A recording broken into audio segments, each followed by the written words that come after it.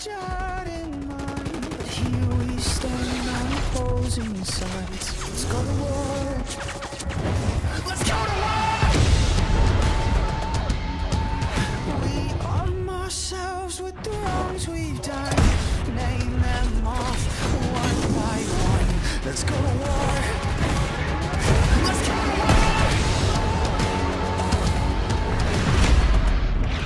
Everything you say, everything you do, you push it in, and you cut me down.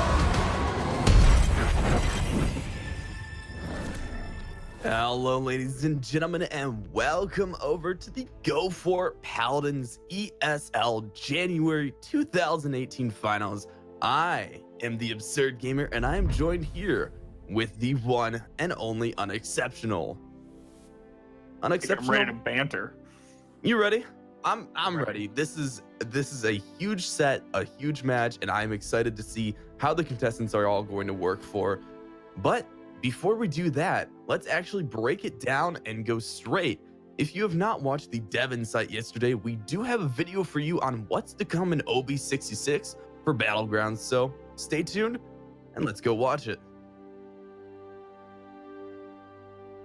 Paladins Battlegrounds is our brand new map for Paladins, where you enter into a massive map with 99 other players and fight to be the last champion standing. So while our traditional maps are made for tight, objective-based gameplay, the Battlegrounds map is over 350 times larger in terms of gameplay space as all of our other maps that we've done.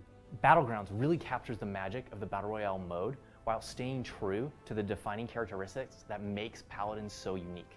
In Paladins Battlegrounds, instead of going around and picking up different weapons which change the way you play as a hero and one of our champions. And what that means is that you have a set of abilities, you have an ultimate, and as you play and you get loot, you get these new items that we've made just for this mode, you actually become more powerful.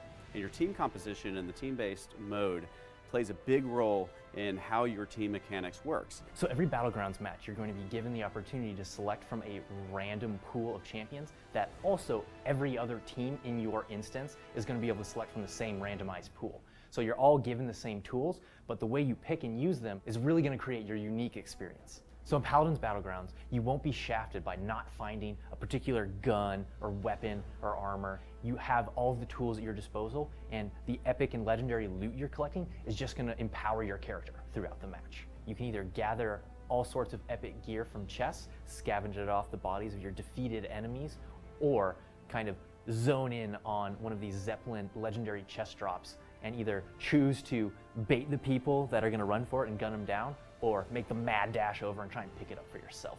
Paladins Battlegrounds will be coming to PC, Xbox One, and PlayStation 4 in Q1 2018. Just like the rest of Paladins, Battlegrounds is 100% free. It was great finally unveiling this game at HRX 2018, and we got a great response there. We're taking a lot of that feedback and iterating on the game mode right now, and we'll have it out for you shortly, and I cannot wait for you guys to play it.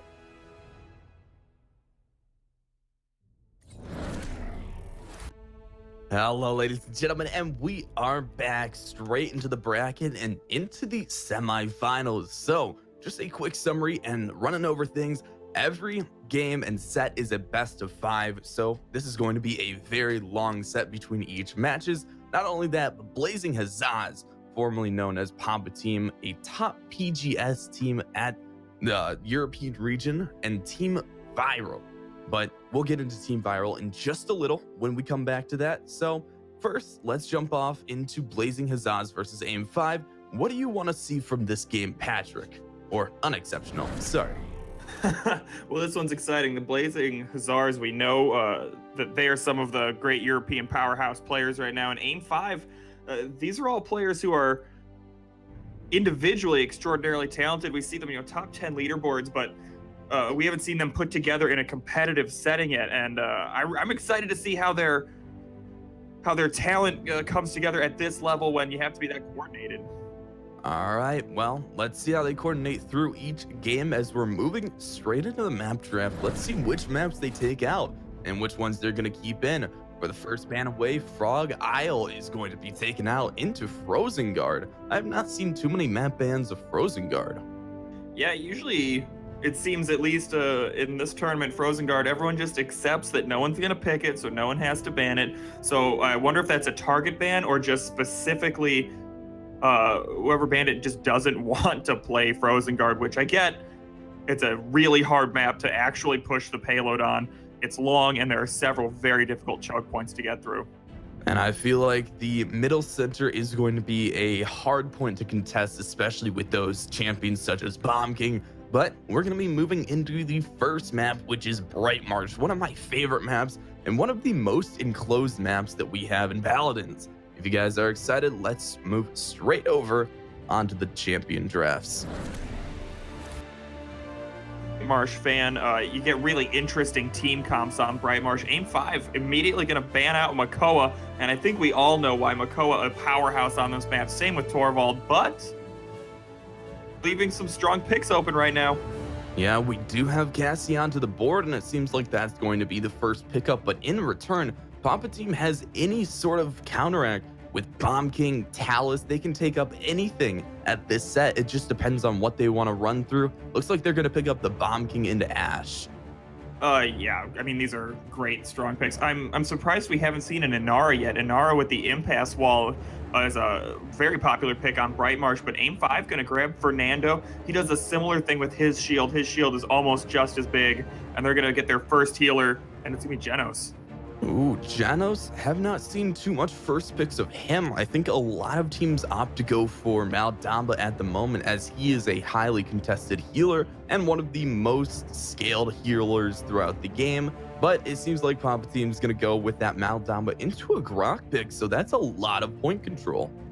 Before, and I'll say it again, I love Grok on Bright Marsh because it's really easy for him to deal damage around walls because he can bounce that electricity around, but also he can hide his totem so he can heal and it's not as vulnerable. Whereas Aim 5 gonna round out their team comp with Buck and Pip, make sure they pick up that side healer because Genos not quite as potent as Maldamba. Well, it seems like Aim 5 is going more for the direction of healing, as Buck, Pip, and Genos all have healing in some sort of form or way, but it seems like it's going to be an aggressive Pip and Buck onto the backline. We'll see how that really coordinates with the team onto the side of Pampa. They pick up the final Inara for that extra point control. They got Inara. I love watching Inara play, and I'm excited to see how this Pip ultimate combos with Buck and Genos. I mean, Genos can one-shot people once they've been turned into chickens. Yes, and it's going to be deadly. We'll see if Inara picks up Mother's Grace or what's going to be happening. But first, let's shoot over to a 2-minute break so we can get queued up in the game. We'll be back in just a second.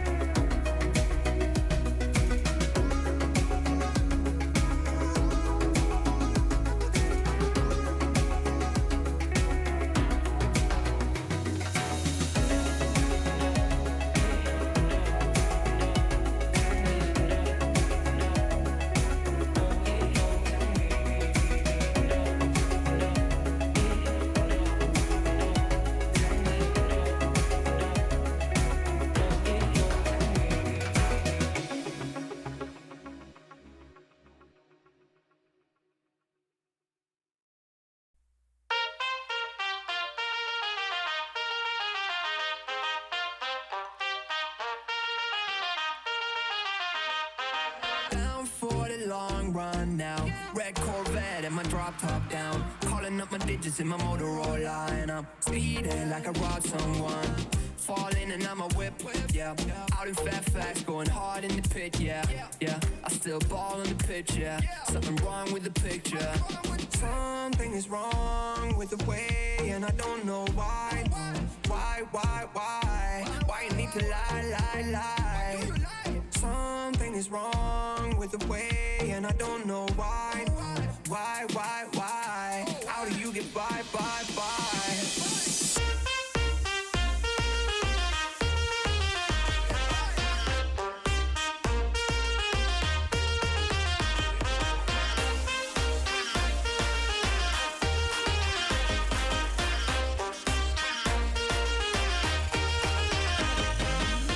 way longer than I'm used to.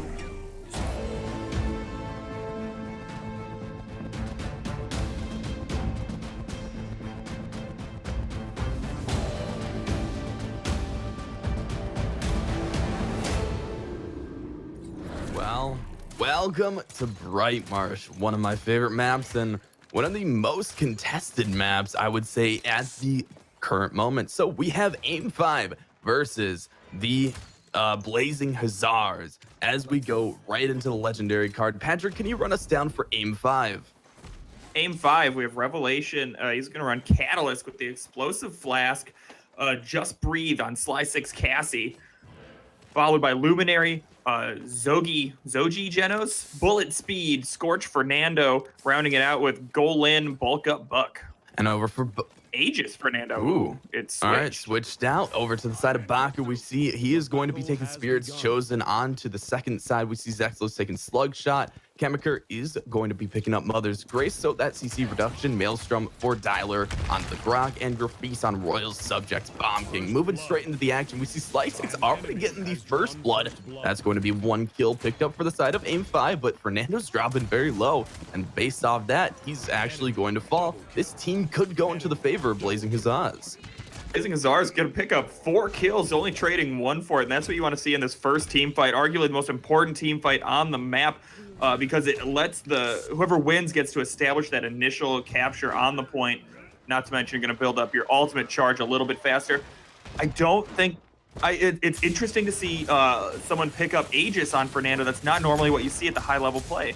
Usually they go for something, maybe even Fireball or some sort of damage card, but it seems like he wants to get that shielding off as his team has a lot of healing, and Chemiker is able to pick up Bullet Speed again, and Grafis taking up Revelation. This is going to be a point capture already for Blazing Hussars. Yeah, Grafis has a filthy Bomb King, and we're seeing it in action one more time. These bombs through the narrow windows, picking up Pip.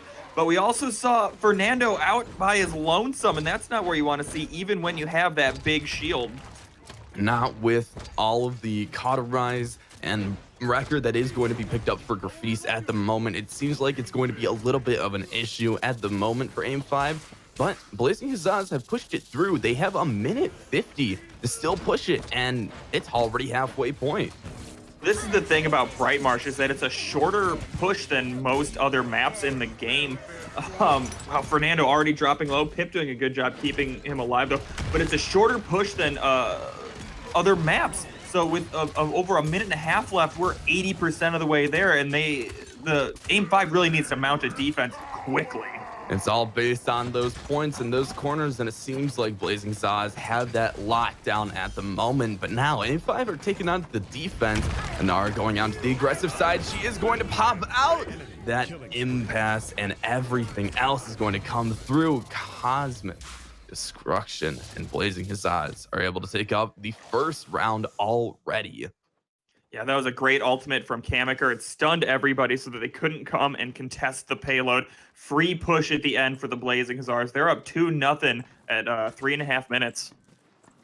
And looking over to the itemizations and the net worth, we do find that Maldamba and Grok are leading the charts at the moment. The two, not only top healers, but also seems like top, maybe not top healers, but Maldamba, 40k already. And if we move over into the itemizations, Blazing Hussars are now taking up tier 2 on almost all items. Even Chemiker is able to get cauterized into resilience at the moment. Yeah, the economical difference is showing already, and I'm worried for Aim 5. They need to make sure that they cap this point. They need that extra money in their pocket if they're going to be able to keep up with the items, but it's not looking good for Bullet Speed, who's going to go down for first blood in this fight. The Blazing Hussars really doing a great job establishing a front line and not allowing Aim 5 to get in this fight at all. We see Buck onto the sideline, though. It seems like he's a little bit out of position for the moment. And with that, Gollin is actually going to fall. Aim 5 now have a staggered teammate, and it might be where they fall because they can't get back onto this contested point. Already up to 70% capped. Aim 5 just struggling to get in. We're going to see Fernando burn his ultimate, the Immortal, selfishly, and it's not even going to end up keeping Fernando alive. You hate to see something like that happen. Grafis grabbing the double kill. He's looking for Greedo. Oh, a triple kill already for Grafis, and the side of M5 are dropping like flies. And now the objective has gone over to Blazing Hussars, and it's 0-3 starting off in this first game fairly destructively, I would say. I think right now what we're seeing is the difference between a high-level team that's used to playing competitively and a team of high-level players that isn't. The communication isn't there. The teamwork is just not quite on the same level. The Blazing Hussars look like they've been here before, whereas Aim5 look like a lot of really good ranked players. Yeah, I agree there. It seems like there might be a little bit of communication between ultimates and when to use them. We already see Zaxlos going into the front line, but gets pushed out of her ultimate, and now she's going to fall. Even with Dialer dropping low and the rest of Blazing Hussars falling right now, they're still able to push this cart fairly far. The thing is, during this fight where you trade a frontliner for a frontliner, the payload never stops pushing. It's already over 90% of the way there. Blazing Hussars up 3-0 at 6 minutes, and it looks like they're right about to get 4. Aim5 need to get on this payload and stop it from being pushed right now. 90% push through, and it's still taking one at a time. Here comes out the Dread Serpent. It's able to stun up. Revelation gets a double kill, and Zogi actually dropped it for the triple. It seems like Blazing Hussars are all going to drop. The only person left alive is Grok, and he's going to be engaged upon by Pip. It is going to be a fight, though. They're both dropping so low. But in the end, Revelations picks up Dialer, and Aim5 are able to hold on to the defense for now. Yeah, that was all built on the back of a great Pip ultimate. We saw at least 2 players get turned into chickens, and you can't fight back when you're a chicken. And so when that happened, the rest of Aim5 went aggressive. They got in there. It was great coordination. They did exactly what they need to do. But there's still over 30 seconds left on the clock, and Blazing Hussars are in this house looking to fight. Bomb King does have King Bomb available if they want to engage upon that. Same with Maelstrom, and Zexlos is already able to get the first kill to start off this team fight. Gallon gonna go down, and now it all depends on the engagement between Aim5 and Blazing Hussars. We pop out the Immortal by Fernando, trying to stay alive throughout this team fight, but Bullet Speed's gonna fly. Psychic dropping down into the second kill, and Blazing Hussars just push it for the victory. 4-0 sweep. Pull out your brooms, ladies and gentlemen, because we're sweeping Bright Marsh 4-0. And that was just a strong showing coming out of Blazing Stars. I think they came to make a point in this first game. And we saw it. They made the point, I think. The Baku had 81,000 healing. 81,000. That is, for a very, very fast game, a 12-minute game, that is an insane amount of healing. And I have to give Baku all of the credit here. And the Dread Serpents were so well placed to disrupt the Immortal, and only that, but also pop out every single Fernando ultimate. It's felt like they were working and communicating so well with Zexlos and Dialer, always sticking onto that front line while keeping Grafis and Kamaker more onto the backside, just as a stabilization or able to utilize that point control all at the same time. Yeah, it just seemed like there was at no point did the Blazing Hussars look threatened in that match at all, which is not something you normally see. A lot of it came down to bullet speed. Bullet speed did a lot of shielding, but that's what you expect when Fernando has Aegis. The problem is when you pick Aegis, what you're telling the other team is that I'm going to be shielding. And when you're shielding, you're not hurting. No. I think bullet speed suffered for that at 1-7-2. They went for the damage composition, and I fully agree with you there. Bullet Speed had no damage to follow up throughout his team. The only thing he could do is keep Immortal to keep everyone else alive and have Aegis to put the shield on. Revelation, I would give him credit for putting in the damage and putting in the work, but before we do anything, let's move over into the second map draft and see what they pick up. I'm really interested to see where we're going. Serpent Beach is where we're going to head to, and I like Serpent Beach. It's a nice neutral pick.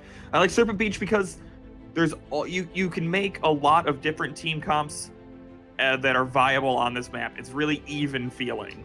The mobility between characters, we do see Andrew and Evie not pick up so much at the moment, but Bomb King, as we just saw there, is a huge contested pick even. He has a lot of mobility at the moment using waitlist, and before we keep on speculating what characters are going to be placed, let's move over straight into the champion draft and see who's going to pick up what? Excited to see what we're gonna go with this. You mentioned Bomb King a second ago. Bomb King, I think, is a good pick on Serpent Beach, but mostly Bomb King is a great pick for Grafise. We've seen Grafise wreck with Bomb King over and over again, and Aim 5 gonna choose the second ban and second 2 picks, which is interesting. As we were speaking about the Bomb King, they don't want Grafise to have it again, banning away the Bomb King for the side of Aim 5. Actually, excuse me, it has been Makoa, so it seems like they are going to keep the Bomb King onto the board. It all depends on Blazing Huzzahs if they want to pick it up to start off with, or if they're going to go for something else. Yeah, the first pick is hard. Oh, looks like it actually was the Bomb King. I think we were talking about it so much, Vox couldn't help but ban it at first. He wasn't sure, but it leaves Makoa open, and Makoa always a strong first pick. You just don't want to challenge that guy. Not at all. With that being open, we do find that Ash is going to come through, trying to keep that Makoa more in line, and we find that Ash does a fairly well job of poking out the Makoa from a range, especially with Slug Shot. But speaking of range, Cassie's Deep Breathe, or Just Breathe, is going to be a gigantic legendary, and not just that, but going to be picked up for Aim 5. Is going to answer with a Fernando and a Grog. They're sitting there going, you know what, let's show them how to play Fernando, and I doubt it involves picking up Aegis. And moving forward, it seems like they are going to go with the Drogos pickup. Not too contested at the moment, especially with a Fernando already being locked in. That's an Immortal to counter out every ultimate that comes through for Drogos. But Aim 5 is going to go in with the Maldamba, so that's a lot of healing once again. They're going to make sure they pick up that most potent healer on the side of Aim 5. Blazing Huzzahs, though, of course, we're going to answer with their own healing. They're going to grab Genos. Between Genos and Grok, you have a lot of healing, and they're going to grab Buck, make sure that they can answer back some of this damage that's going to be coming out of Cassie and Drogos. There's a lot of damage coming out of Aim 5 right now as they round out their draft with another frontliner. Buck was a contested pick last time, and Aim 5 seemed like they didn't utilize it too well into Bright Marsh, but as an open map like Serpent Beach, it really comes down to how they're going to play it. Onto the side of Aim 5, they pick up the final draft of Inara, and now we're ready for the game. Are you excited, Patrick? No, I'm keep on excited. calling you Patrick. I gotta stop doing that. Patrick. I can? Yeah. Okay. I'm unexceptional, Patrick. They both flow through my mind, but let's jump right into the game. First, we're going to be taking a 2-minute break so we can load this up, and we'll be back in right just a second.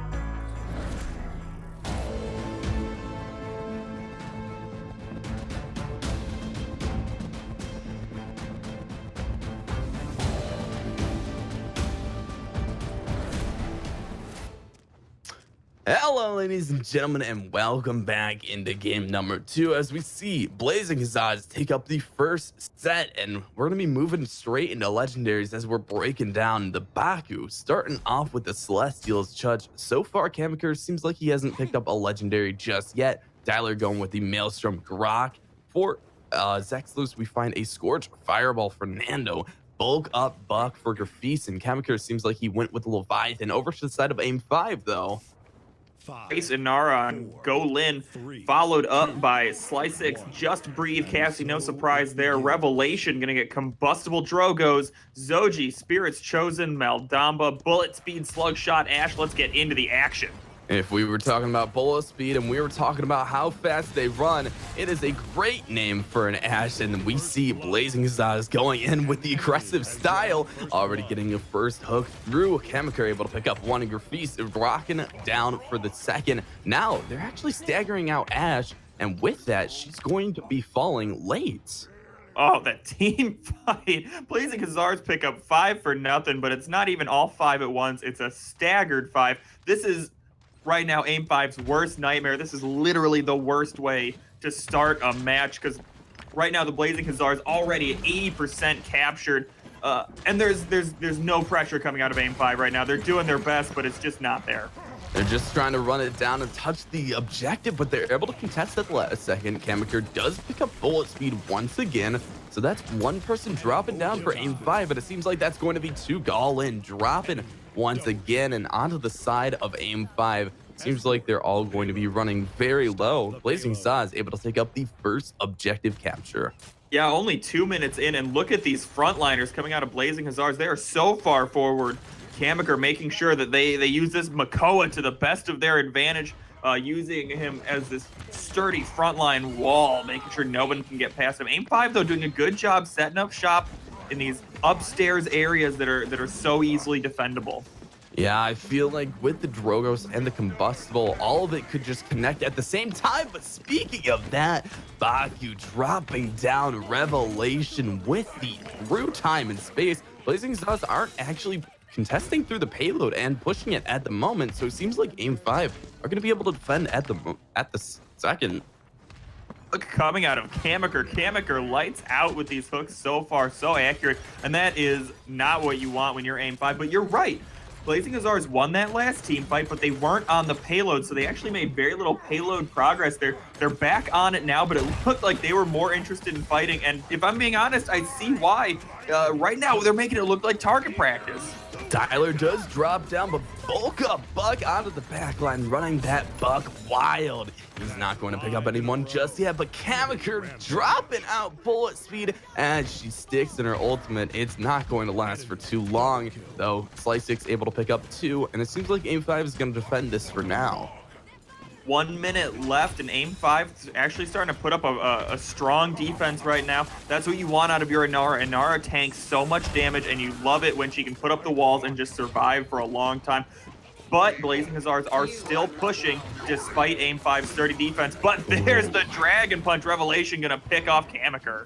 Now with that 35 seconds, and they have to collapse at some point, or Blazing Huzzahs have to group up. It depends on which team is going to counteract first.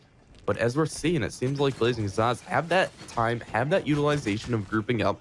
Now it depends on how their team is going to work together. How do you think they're going to get back onto this objective? Tricky against a Drogo's running Combustible on this map. There's a lot of close areas that you naturally are going to group up for, but you don't want to because he can spread that damage so quickly. But killing Inara is a great way to do it, and no one on Aim 5 is getting on the point. There we go, the last second, Ashe making sure to get there, but Kamikaze going in with the ultimate. We find Makoa being a little bit McCuddly as he keeps going with the Ancient Rage, able to hook in the Ashe, and Dread Serpent has popped out trying to disrupt this Makoa, but he is with Leviathan, immune to it all. Dropping through, the wall is going to come out, and it's trying to stick onto this objective. Maelstrom is going to be popped out, and it seems like Blazing Huzzahs are going to take it one at a time into the final push, and that's 2-0 for Blazing Huzzahs at the moment. What a good ultimate coming out of Dialer. That's exactly what they needed, and the impasse wall coming out of Golan and Nara wasn't quite perfect, so that keep a toe on it, and that's all they needed. Dialer using the Maelstrom, moved people away, kept his team healthy. That's how you go up 2-0 in just 5 minutes. M5 had no resistance and no ultimates to really counteract the push through Blazing Huzzahs. They did have Dragon's Fury by Drogos if they wanted to utilize that, but it seems like they didn't want to waste the ults, and that might have just costed them the payload or the point. Yeah, I mean, that's such a hard situation. If you think you can hold them off, it looked like they might have. They'd gotten Aim5 had gotten a couple of picks there, and the Blazing Huzzahs were not full strength. So, you know, sometimes it's hard to tell if you want to commit that ultimate, but there was an ultimate committed right there.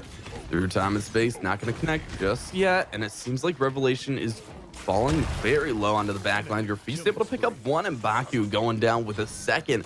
Blazing Huzzahs are already on to the aggressive side, and Aim5 are dropping like flies once again. Baku is one of the best supports in the game at making sure they get last hits. Baku, I think, gets more kills than almost any other support player I see out there.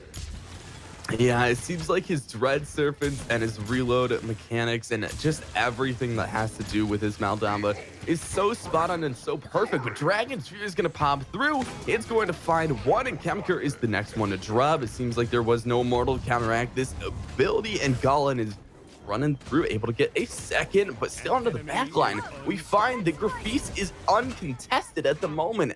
Ash able to pop out the Immortal and keeps herself alive for the second.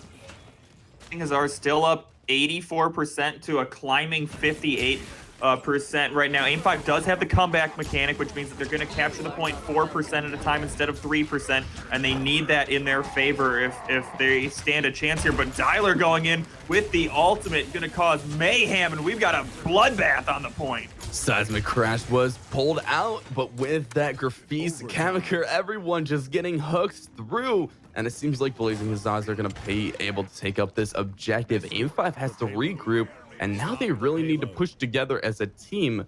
It really comes down to how teamwork is going to utilize this. How do you think they're going to be able to set this up? Aim5, they're losing, yes, but they're looking a lot better than they have looked. You know, they're really contesting these points, and they're figuring it out. They're figuring out that they need to...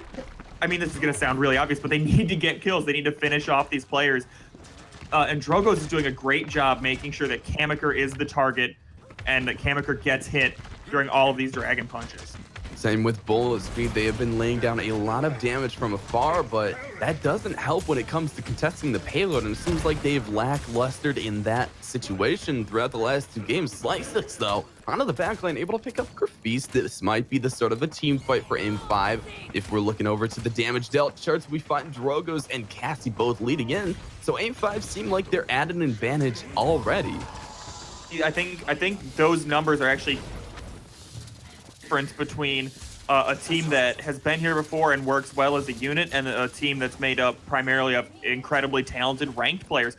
Individually, Aim5 is playing well. The difference is that they keep getting picked off one by one, whereas the Blazing Huzzahs are managing to just barely keep each other and themselves alive as a team. It's all about the coordination at this high level. It's all about the teamwork, and speaking of teamwork, we see Seismic Crash popping on to 3 players. Graffi's is the first one to fall, and Immortal does not actually counteract that at the moment. Seems like it was picked up too late. Chemiker's dropping low, and it's for that he's actually going to fall. The point is contested, and it's right at the 90% mark. Slice6 able to pick up another, and Blazing Huzzahs seem like they're not going to be pushing this through just yet. We saw this story last round, though. 30 seconds seems like it's just enough time. Aim5 need to move forward and make sure they get some dismounts and make sure they pick up these kills. Dialer is gonna fall, and that's a really big deal with only 20 seconds left. With that, it seems like there is going to be a little bit of staggered through Blazing Huzzahs, but Dialer is going to come back. Now they only have 15 seconds to contest this payload, and all depends on how Aim5 is going to dismount. They should be expecting this right push, but it seems like they're already not ready for it. They've done it so many times, they need to get used to it. Slice6 was on the left side looking at the wrong targets while everyone else on Blazing Huzzahs moved right. And we're going for it. Chemiker going to use the ultimate and pick up bullet speed. Dialer on the front line, dealing damage with Grok, keeping people alive. And they're pushing. They hit the gas pedal hard. They're trying to find one. Chemiker is the next one to fall, and Aim5 are trying to pick up anything that they can. Able to use light. Oh, she does not touch, but finally at the end, she gets her ultimate off. Able to keep bullet speed alive at the moment. The Blazing Hussars are coming back in one at a time. Here comes out Seismic Crash, and the Aim5 actually do stun them up for long enough to not contest this payload. Now it goes over to 3-1. Might be as close as I've ever seen a payload get without actually being captured. I'm talking that was 99.99 infinitely repeating percent of the way there. That was as close as it gets. But what a defense put up by Aim5. They figured it out at the last second. They used their ultimates exactly when they needed to, and they got the Blazing Hussars off the point for just long enough. And as we are talking about, we see that the healing charts are going to be going in favor of Genos at the moment, and Grok is leading on third place, not surprisingly, but still the healing charts are being out-healed by Zogi's Maldamba at the moment by a Genos. That's not normally what you see. Maldamba, just about the most potent healer in the game. So I mean, that just speaks to the Baku's talent. Bullet speed, though, already going down, and we've seen this before. Bullet speed seems to be the first one dying in almost all of these engagements, and that's not what you want out of your frontliner. You want Ashe to be there, disrupting the other team's softer players, making sure you keep your own healthy players alive. And look how far up Zexalos is pushed, trying to pick up Drogos. Not afraid to get into the back line, and with that, he's actually going to fall for an overextension. Slice6 is able to pop out the Scout, and for that, they have full vision on the side of Blazing Zaz, and Drogos is going to be taking that aim right into his own hands. Chemiker is the next one to fall, and now he goes back into the side of Aim5. Seems like they're contesting this so well. Over and over again, Drogos kills Makoa. We've seen it. This is the person that Revelation wants to kill. He wants to kill Chemiker every single time and it just looked like the Blazing Hussars got a little cocky. They went too far forward. They didn't play that, all that safely. And now Aim5 right back in it. They had the comeback mechanic, and they're making it work for them. It's 2-3 now at 12.5 minutes, and Aim5 is in this game. It seems like they are picking up the communication between their team, and Blazing Zaz might have had a little bit of an oops moment as they both dropped out Zexalos. As we saw earlier, he overextended, and now it looks like Aim5 is going to be retreating once again. Another hook in by Chemiker and dropping out the goal, and Blazing Zaz back onto the defense. Important to remember that you cannot win the game defending. So even if Aim5 doesn't push this payload all the way, they still won't lose. It'll be 3-2, and they'll get another chance to capture this point. And the longer this game goes, we have to remember the less effective healing and shielding are going to be, and we're going to see that really affect the Fernando and the Makoa. And with that, Genos and Grok are the next two to fall. Popping out of the Scout, trying to go in. Immortal is going to be run through, and that's just where Revelations needed to not contest that. Using his own ultimate, Slice6 able to get a double and Dread Serpent to disrupt this front line. Finally, they're going to bear down upon Grafis, and now the payload is not contested at the moment, and it seems like Blazing Hussars are actually coming back into this once again. Yeah, about a minute left, but they're pushing. They just hit a little over halfway. Slice6 showing us, though, why Cassie is such a highly contested pick, dealing seemingly unlimited amounts of damage at a distance. We're watching tanks get chunked. We're watching everyone get chunked, and it's just so back and forth between the team fights. Chemiker gets a hook in, and there goes one pick off, and then Revelation gets a dragon spit, and it's just going to be kill after kill, and it all depends on how each team is going to utilize the team fight and the communication between everyone else. As we're talking about that, Zexalos dropping with a first kill to start this off, but Slice6 getting Dialer in return. That's what you want to see out of your damage dealer, but with only 10 seconds left, Aim5 need to regroup on that payload right now. They only have one more push unless they just want to call it even, fall back, and try next round, but looks like they're going to hit the gas pedal. Slice6 hitting shot after shot at a distance, making Cassie deal the big damage. Making a name for himself, and They are just going to keep pressuring through. Bullet speed is dropping another kill on Zexos, but Grafis is onto the back line, able to pick up Revelations. Now another kill should be dropping through. Bullet speed already caught out of position. Grafis not getting stunned up with the Resilience 3. Now they still are contesting, and Nara's sticking on it very well, but that's about it. Everybody else has to retreat from aim 5.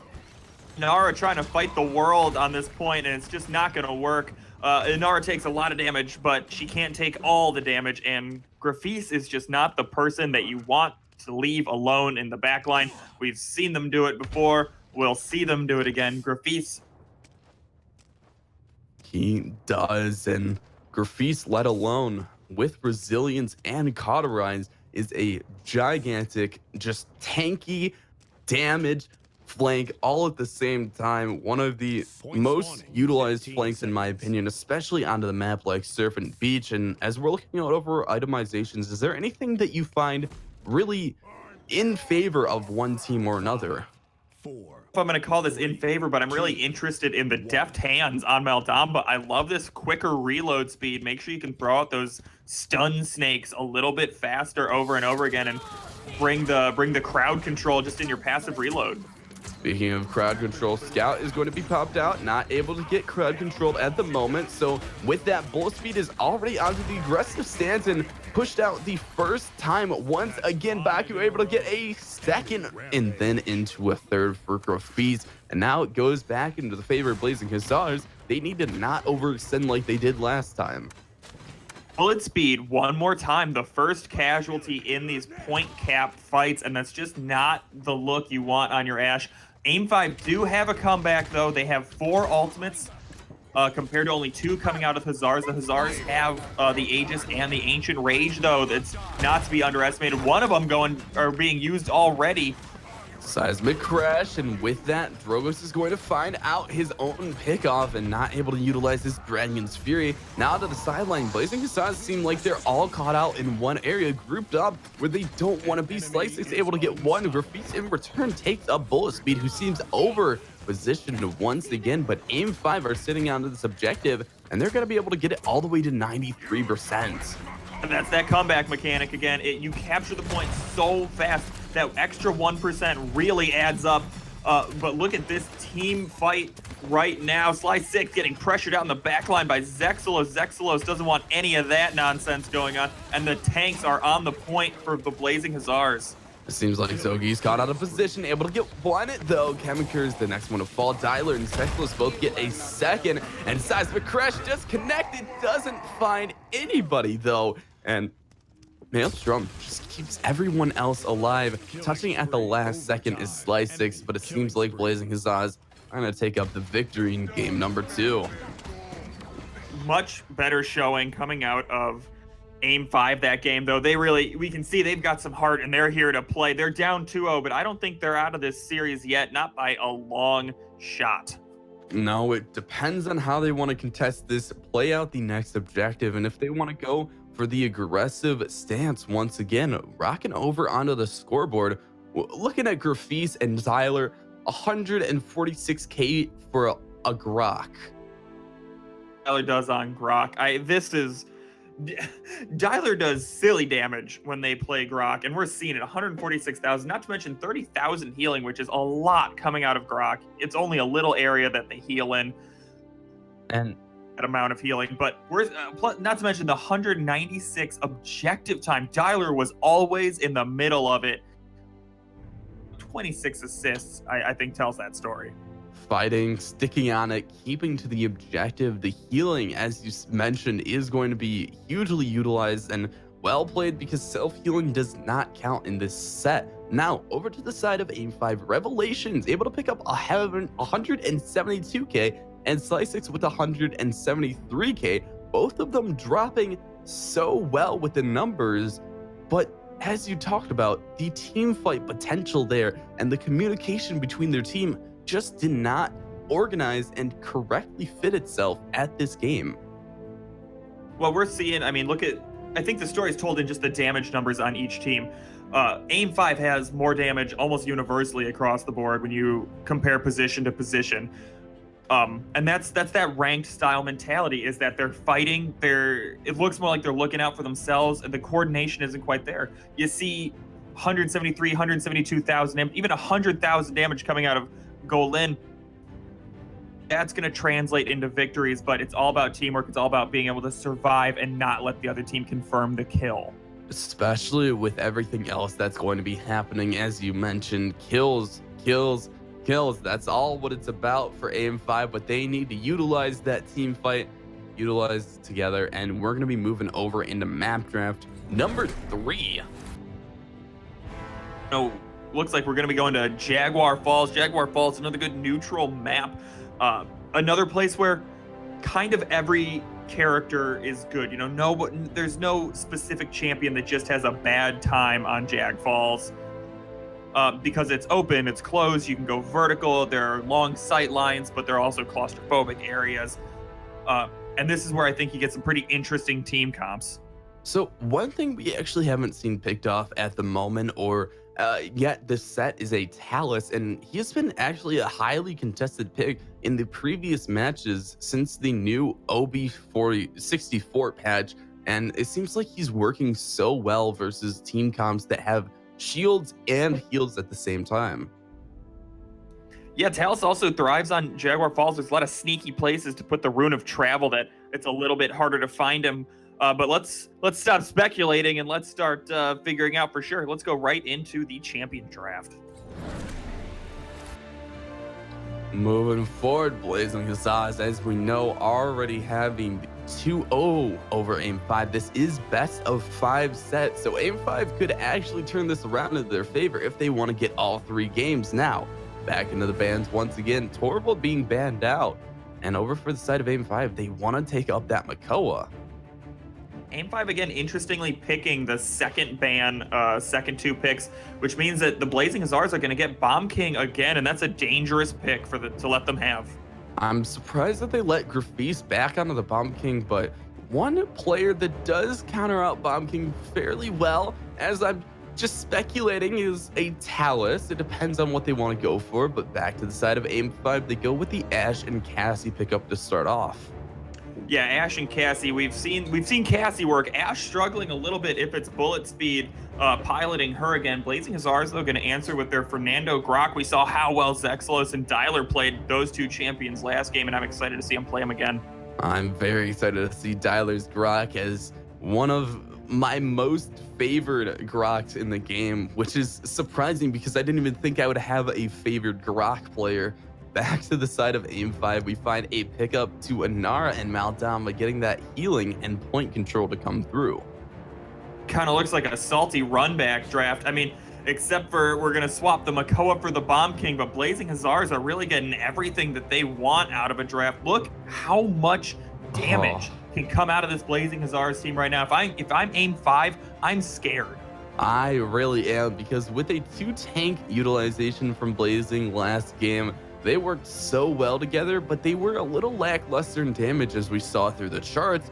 Now with the Genos, Buck, and Grok, even into a Bomb King, it's just going to be damage rained upon damage. And back to the side of AM5, they're picking up the Pip, trying to contest this out, but it depends on how they play it through. Oh, we know AM5 has a Pip in their pocket, but let's throw it to the break real fast while we set up this game. I'm excited to see how this plays out. This is a match point for the Blazing Hussars, and AM5 has to fight back into it.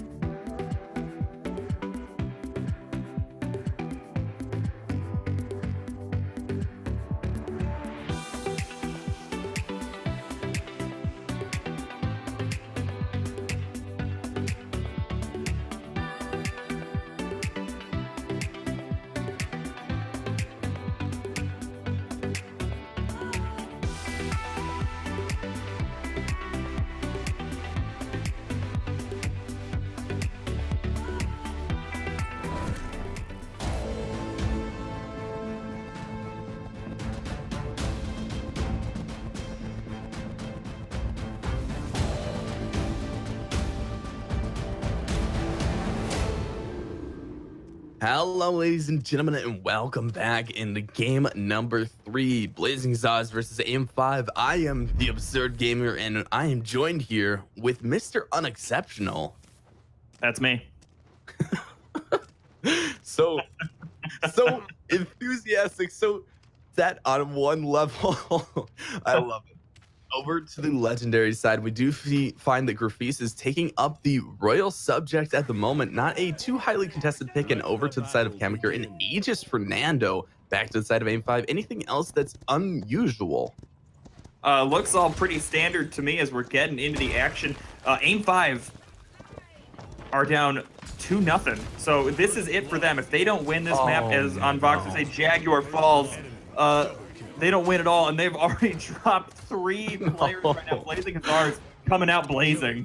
And just like this is just rolling off the side of the map, not even dealing with the rest of the team, because that is just one kill after the next. We found Zexless going onto the flank into the back line, and with that, he just was able to get a fireball that really burned through the enemies, and AIM-5 now has to contest back onto the point. It seems like they're not going to touch.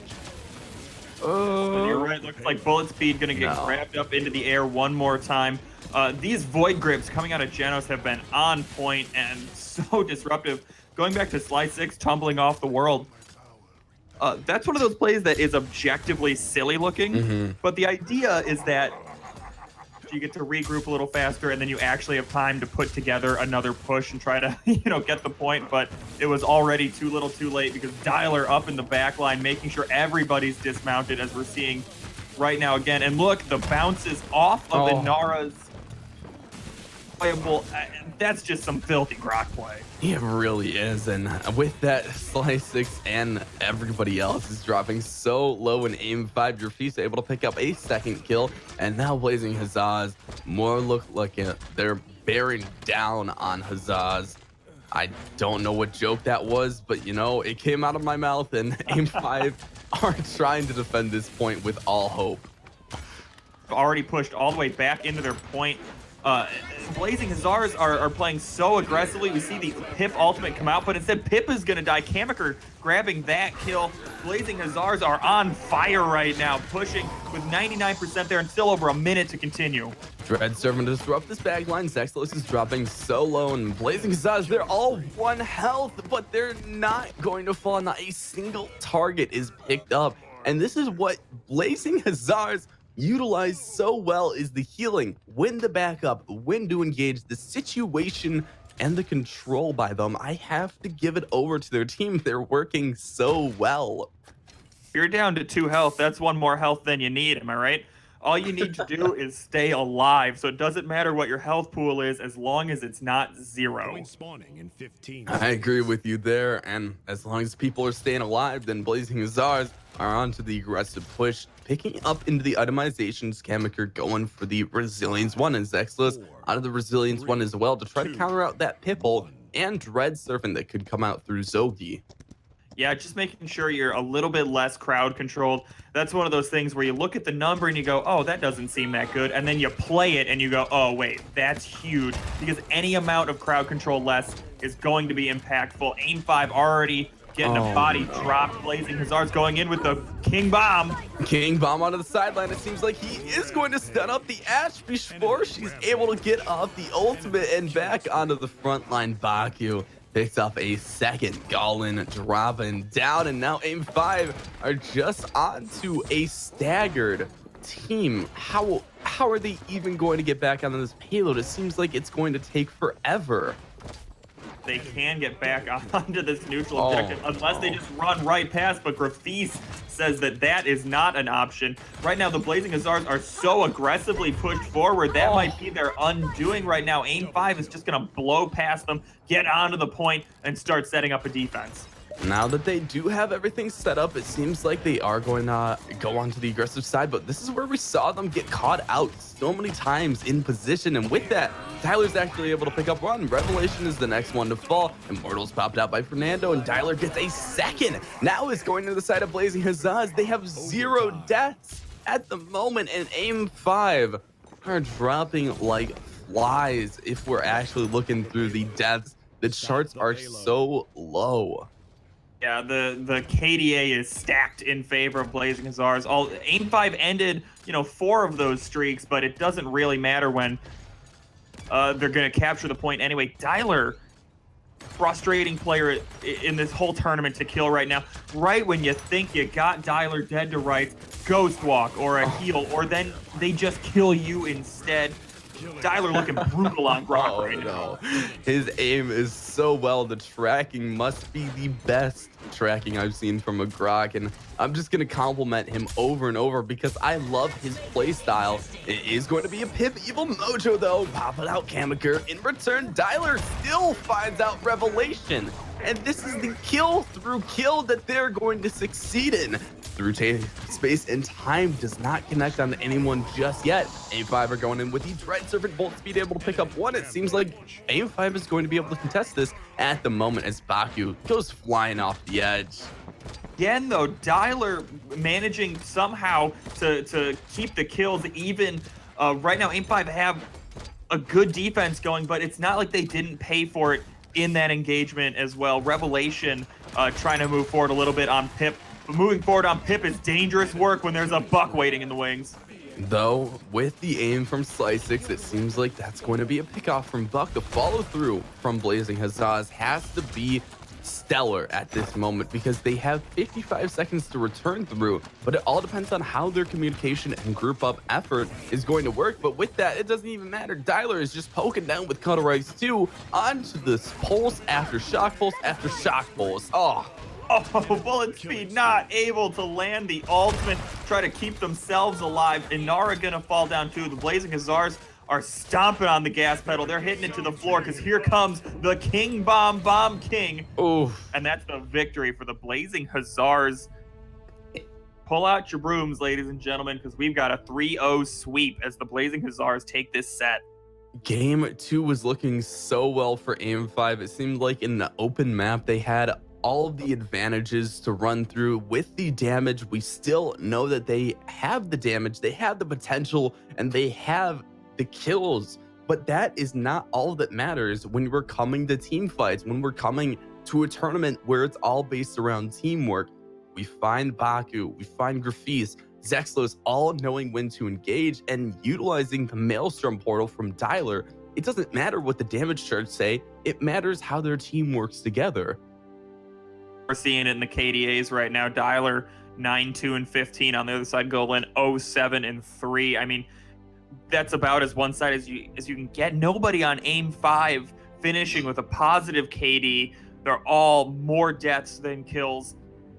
And on the other side, it's the exact opposite. Literally everybody on the Blazing Hussars has more kills than deaths. And that's how you win. When you're alive, you can deal damage, you can push the payload, you can do whatever you want because you're alive. When you're dead, all you get to do is watch. Watch the timer, watch the gray screen, see what's going on, and see how each player is going to drop through. Now, as we're looking over the charts, we do find that the healing coming out from Zogi and Revelation was fairly well, so I do give them credit for that.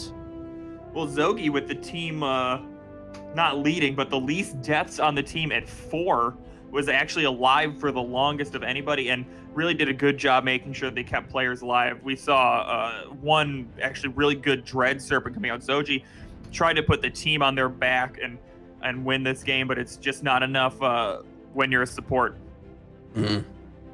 Not at all. And with the rest of the teams coming through, we're actually going to be jumping in to the next set. If we're looking over to the brackets, if we're looking over to the next competition, you guys are going to be excited because it's Team Viral versus Space Creators. Yeah, I'm excited about this one. Team Viral, we saw them last week. Really talented team. Space Creators coming up. I'm excited. It seems like they're coming up so well, and with Team Viral, they're formerly known as Straight Outta Casuals, and Aim 5 has worked so well last week, but they're dropping out Blazing Hussars. We're going to see what they're going to be taking, as Space Creators are a well-known name. They seem to be competing at a great level each internally, but this comes down to team once again. So it all depends on how Team Viral and Space Creators are going to fight this out. Who's going to be more optimized for the team situation, and who's going to have more optimization when it comes to damage and kills? The only way to find out is to jump to this break real fast, and when we're back, we're gonna get into those games and we're gonna see who takes it all. Gotta fight through the page and get to the top. You gotta push through it all if it's what you want. Dig a little deeper, make a believer.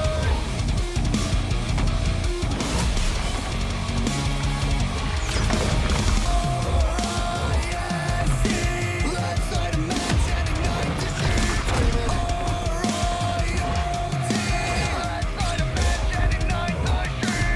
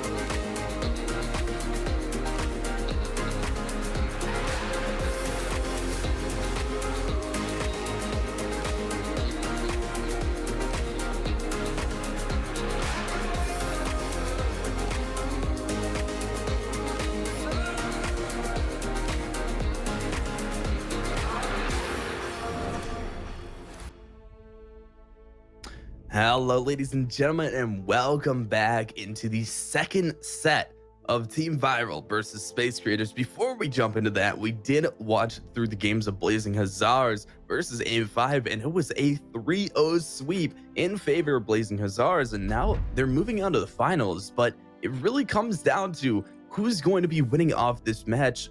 Patrick, what are your thoughts versus Team Viral and Space Creators? Well, Team Viral is a little bit old hat at this, formerly Straight Outta Casuals, and we've seen Straight Outta Casuals here a bunch of times before. They have a lot of success in these tournaments, so Space Creators have their work cut out for them, trying to take down Team Viral here. And with that, we are known as Space Creators, World Pub Stars, World Everything, and they have a lot of well-known players. But before we even do anything, let's head over straight to the not champion draft, the map draft, excuse me. First, we have to find out where we're going.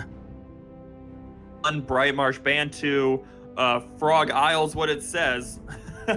Frog Isle Map seems 1, like Frozen Guard is what we're gonna do. Frozen Guard.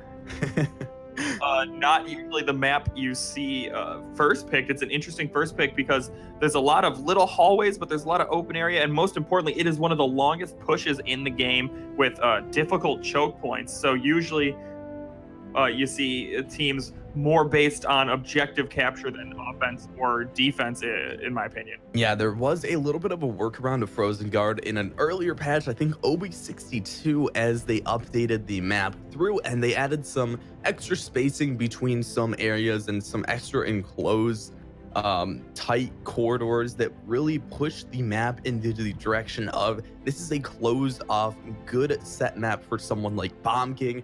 And if you want to run a Kinessa or a sniper onto the sideline, it actually works out fairly well if you're able to utilize that mobility and the pick-off potential.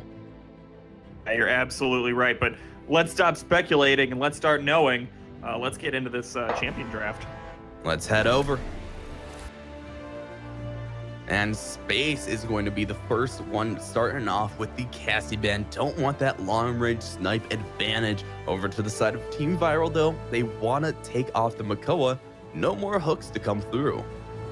Yeah, Space Creators with their first pick, gonna grab Ash. I mean, on the last set, we saw Bullet Speed struggling quite a bit on Ash, and Viral gonna grab Torvald. Torvald's been mostly banned out so far, and the off-healer, long-range damage dealer, Grover, the tree himself. The tree, the sniper, nobody even knows what he is because you can't see him. If he's running that snow skin on this map, he might just be invisible. Over to the side of Space Creators, we find Maldamba into a Shaolin, something we haven't seen yet. Shaolin, I think, is a great pick on this map. Functions similar to a sniper if the player themselves are accurate enough. Shaolin is one of those skill cap gods, really high skill cap gods, or not gods, champions. Viral and Pip, two kind of off supports, not a main healer on this team yet. Didn't know we were playing with gods back into the Smite realm, but back to the side of Viral, we find Anara and Pip both being locked in, as I think you just mentioned. I don't even know if I zoned out. Space, and they're going to be going with the Leon into a Kinessa, so long range, but Viral. We got Strix. We're gonna have a sniper fight. Yes, Grover, Strix versus Leon Kinessa. This is just snipers on snipers. It all depends on pick after pick. We don't even need flanks at this point. The most accurate team win. I am so excited to get into this game. I don't think I've gotten to see a high-level sniper fight. Am pumped. Not in a long time, not in a composition like this. I am pumped as well. As we were talking about Space, they're known for the damage. They're known for being high-ranked players. Viral, it seems like they're playing to a composition that favors Space. They want the snipes. One thing that I'm a little worried about for Space Creators team comp. This is a difficult team comp to put on a point and like the neutral point in the middle and capture it. I think that advantage is going to Viral with Torvald and Inara.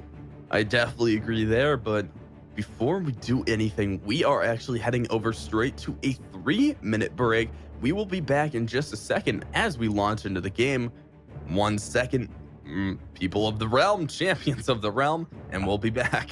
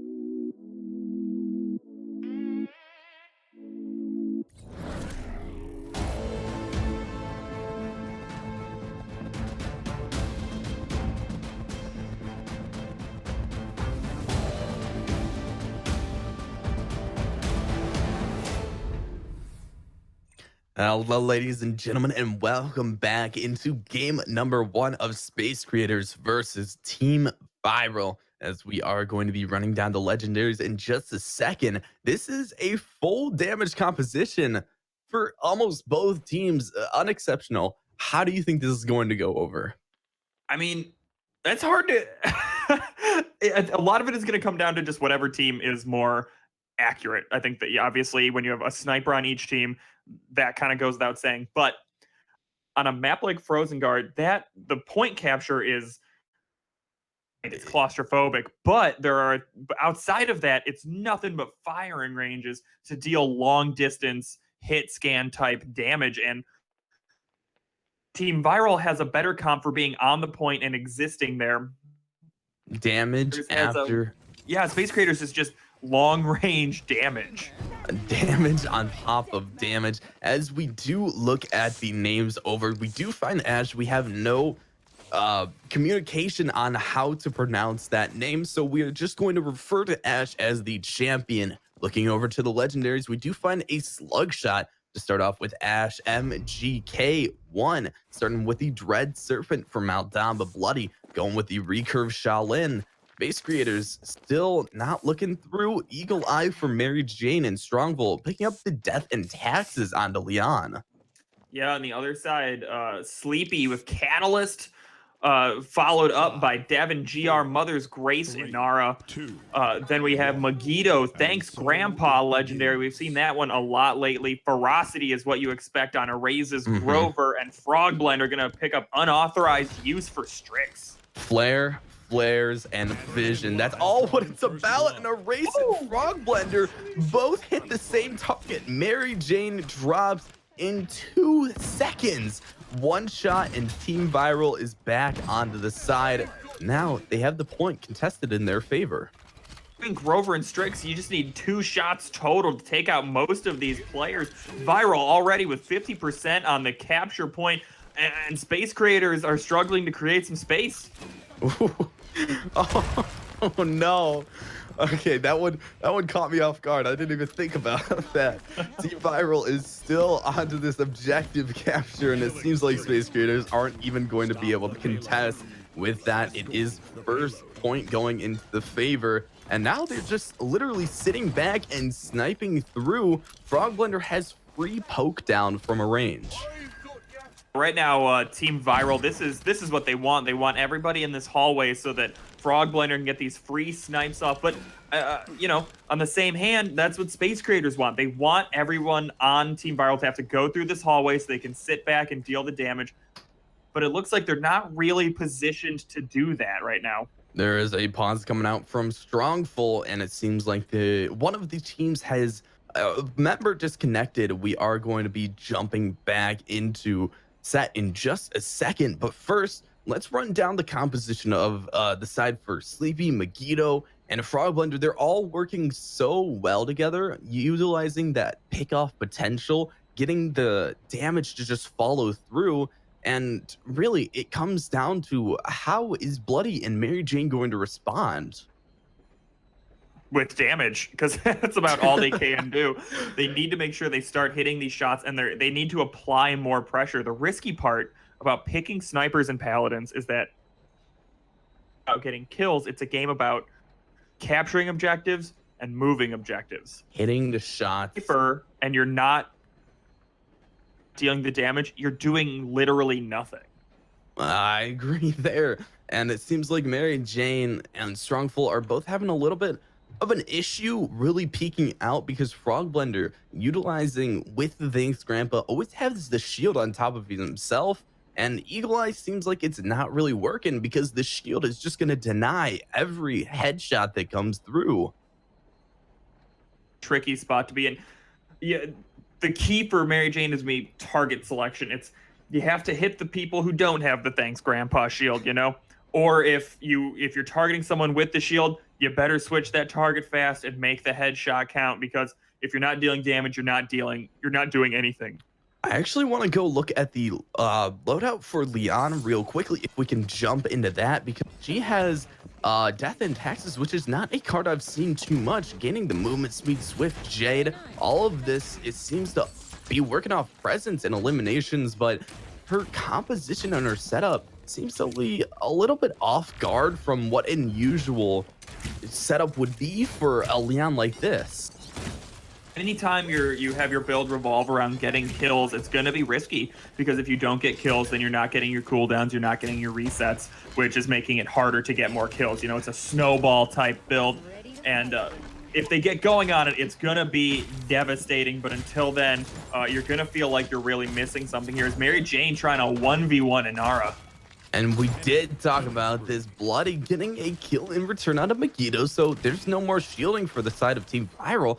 But now, with the healer being down for Space Creators, they have to back up. That is one of their most utilized positions, but Mary Jane gets a nice headshot on the Slappy, and that's one pick falling off for Team Viral. Range axes. Oh, Grover has so many questions to axe that other team, and he's axing them away. Long distance, dealing so much damage, and that is the scary thing that Grover brings to the table, is that if they're accurate at a distance, the amount of damage is devastating to these softer targets. I feel like you're really setting these up to just cut me down and get me through this without even a word to come out of my mouth because Grover puns are all over the place. Frog Blender and Bloody, everyone is going through. Erase hits an invisible axe onto Bloody and drops out the desert winded Shaolin. A lot of time thinking about Grover.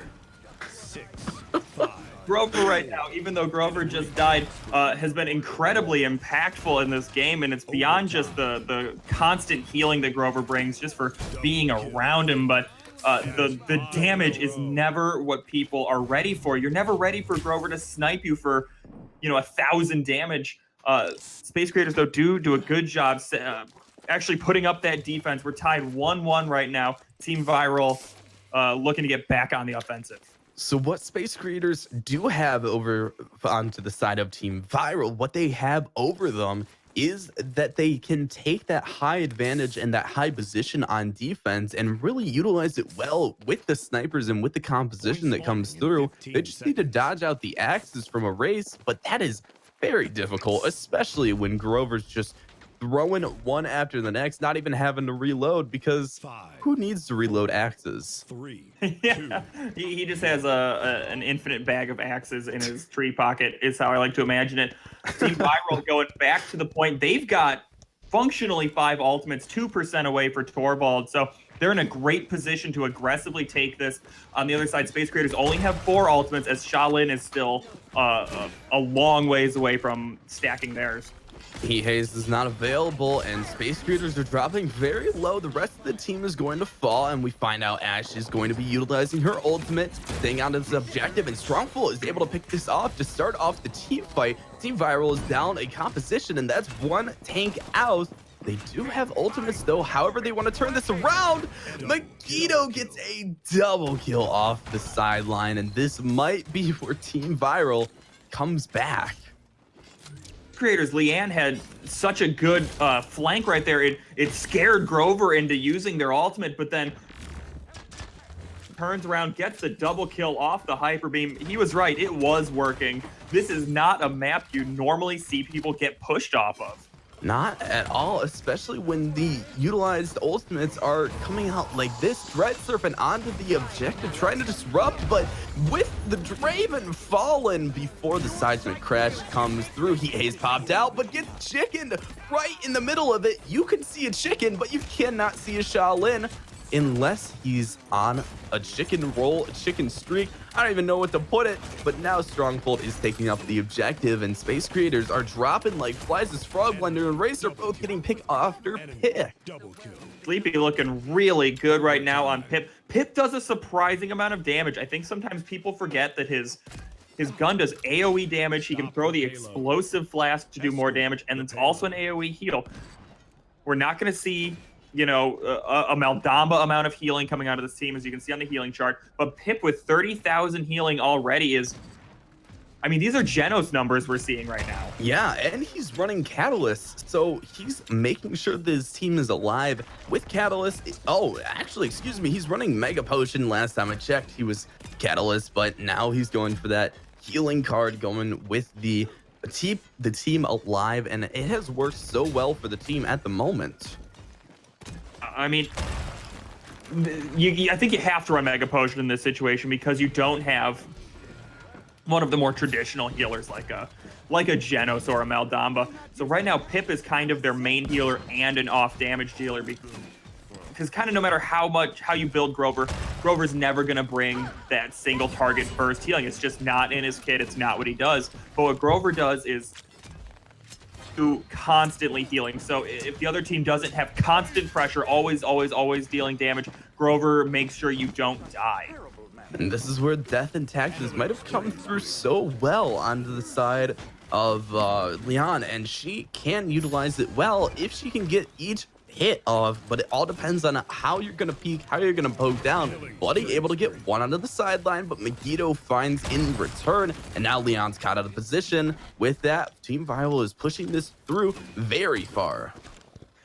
Yeah, we're seeing Space Creators have a much more dedicated specific damage dealing team, but Viral, I mean, none of these characters are slouches when it comes to dealing damage. You can't underestimate the Torvald damage or the Pip damage or the Grover damage, and especially not the Strix damage. And right now they're at 99% with over 30 seconds left to push as Heat Haze is doing work. Ooh, Heat Haze is not going to keep the Shaolin alive. It's just damage on the cart trying to defend it.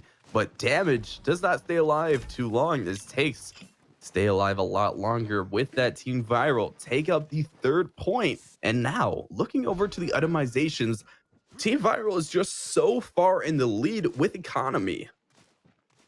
Blender already with the level 3 cauterize. That is going to be devastating to Maldamba. That's 90% reduced healing. And when you only have that one healing source, that becomes really difficult to heal through. And Sleppy with level 3 Chronos already. So that's 30% The net cooldown reduction on their abilities. You see the net worth? Every single part of Team Viral is above. Nothing can be stopped. Even Shaolin is dropping 4K below. The Megiddo, who's also going to be on Torvald, that's a huge composition to run through. And now Strongbow is going to pop out the ultimate. And with that, Kness is going to be looking for some damage, not finding too many at the moment. But it seems like Viral is going to be pressured back. Viral doing a good job making sure that they're still relevant here, forcing ultimates out of Space Creators. Viral having the alt advantage right now with 3 ready to go compared to only 1 on the side of Space Creators. All Space Creators has is the Dread Serpent, and that's a big team fighting ultimate, but it's not as good as 3. Not yet, and still moving forward, Erase is able to get axe after axe. Megiddo onto the front line. Still 84% for Space Creators. They just need to get a little bit more contested point, as they do have comeback mechanic, but it depends on how they're going to bear down, how they're going to follow through with their composition and play this off. Megiddo does have ultimate. It seems like he's setting it up onto the sideline.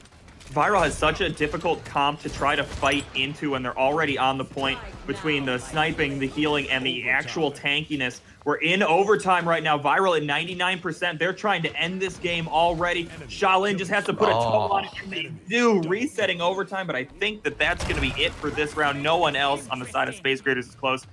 Victory to Team Viral, taking it 4-1. Very good game, and when it came down to composition, I don't even think it was based off just aim itself. The composition of Viral, using the Grover, utilizing the shots from Erase and Frog Blender all at the same time, they work so well together. Flappy able to follow through on any front line that was over positioned with the ultimates, and I just have to give it over to Team Viral. They position themselves so well around this sniper composition. I think what we saw there is the difference between 1 frontliner and 2 is Ash, then all of a sudden there's no body, like physical body, to take that damage anymore. There's no big body character just to like soak damage for the backliners, because it's a team full of backliners.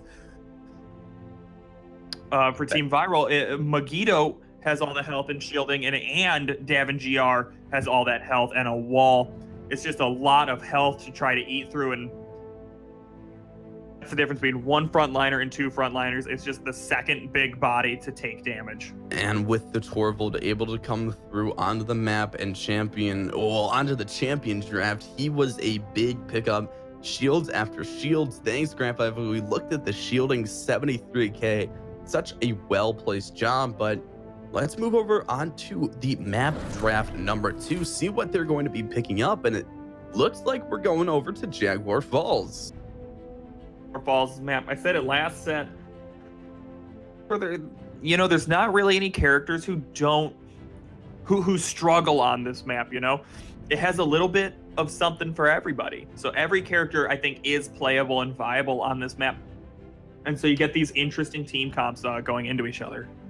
I agree there, and if they want to go for a different sort of setup, and maybe just sort of I'm going to say Talus pickup, even something out of the ordinary such as an Eevee might be a well-worked place to come through, but it depends on how each team wants to draft and what they want to utilize. Instead of sitting here and just wondering, what champions are they going to pick up? Let's actually move straight over onto the champion draft.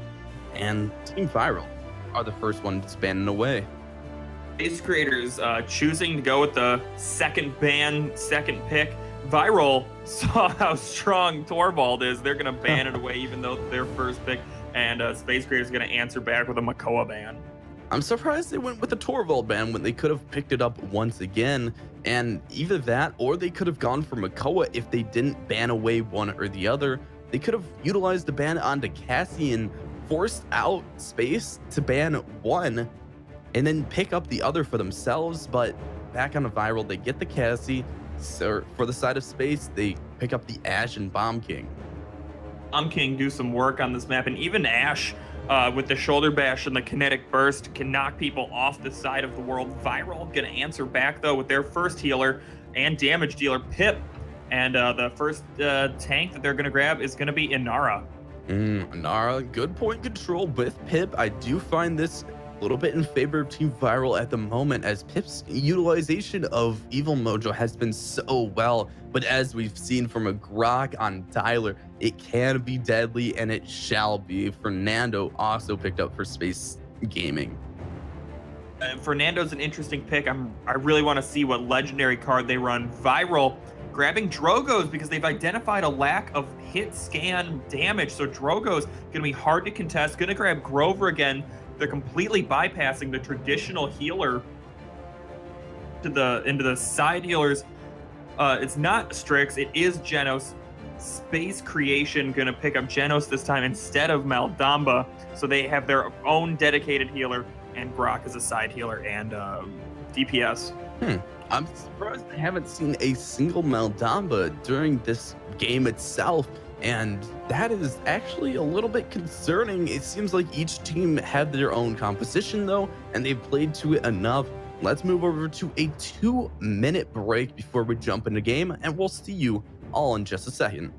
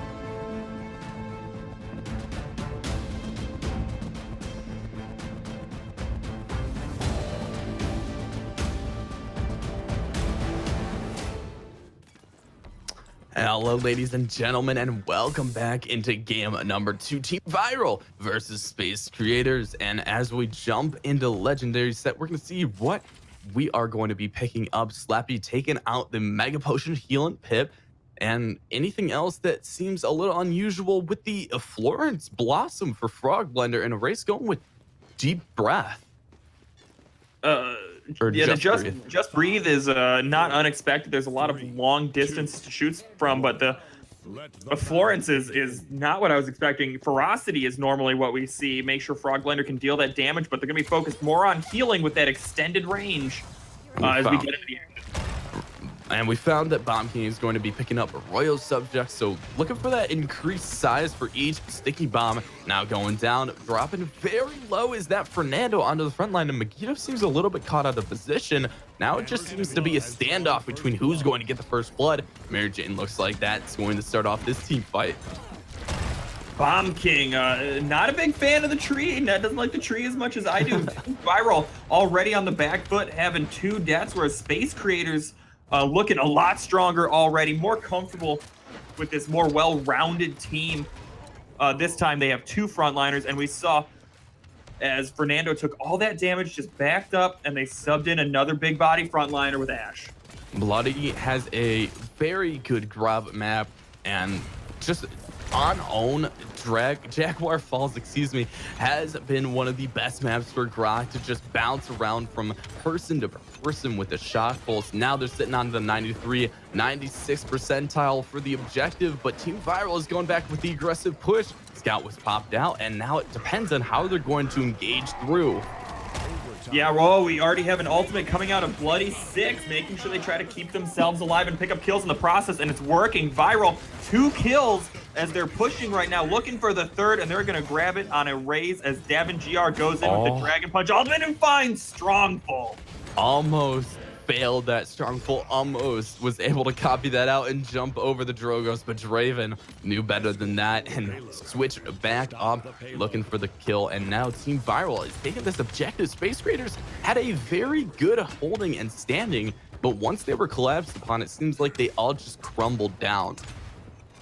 Hit the aggression button. They went in with all the damage that they could muster, and they found it. They picked up 4 kills right there, created the space that Space Creators would have rather had, and they got the objective without it being forced into overtime at all. And now they're pushing right through the first choke point right now. 2 minutes left on the clock.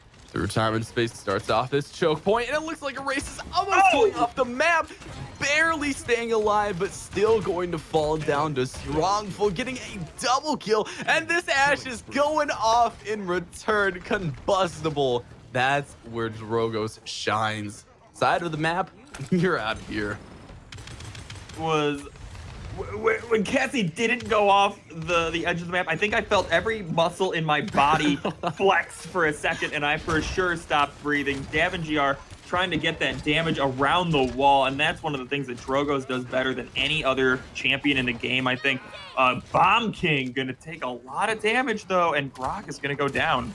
Well, I'm glad that you almost got your breath taken away, because Cassie's picking up the Just Breathe legendary, and she's dealing damage from afar. Now caught out of position, Mary Jane is going to be the first one to die, and we almost have a Drogos ultimate. It's going to be online, and with that, they're going straight for this gas pedal engagement.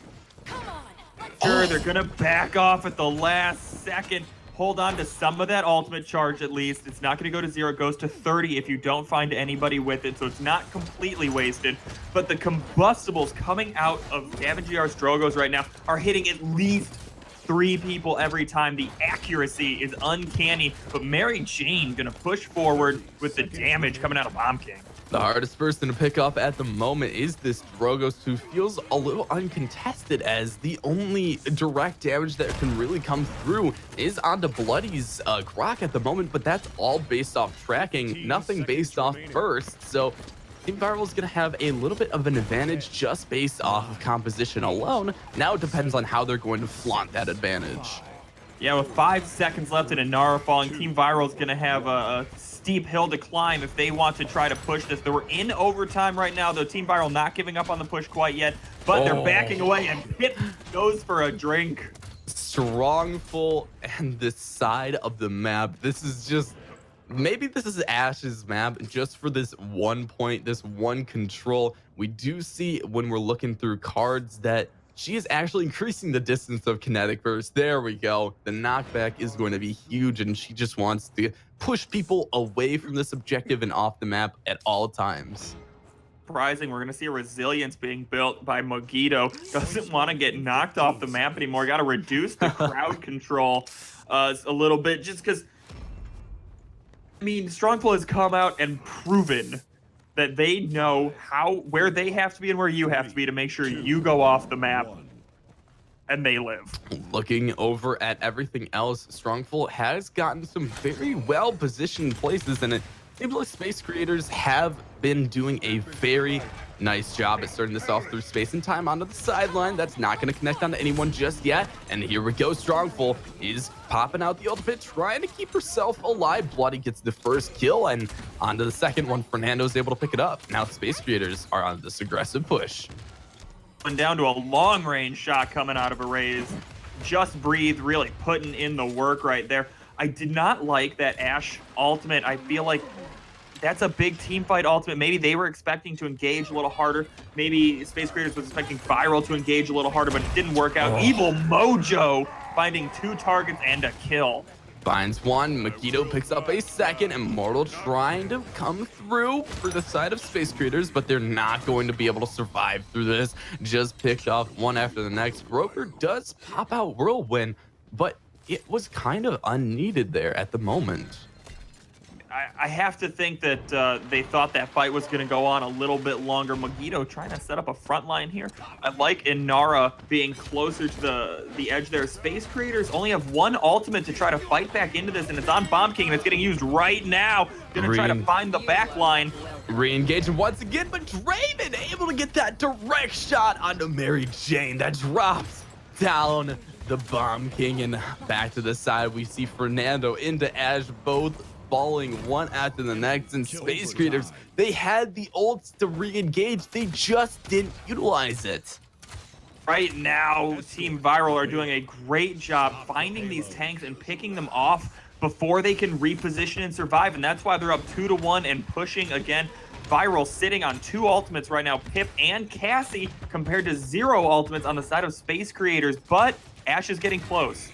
I have to give it over to Viral with the Drogos. He's decimating through this back line. He is ravaging in his performance, because every kill, every combustible that comes through, every fire spit, it connects 1, 3, 5 targets all at once. I mean, it's just the absurd amount of damage that comes through.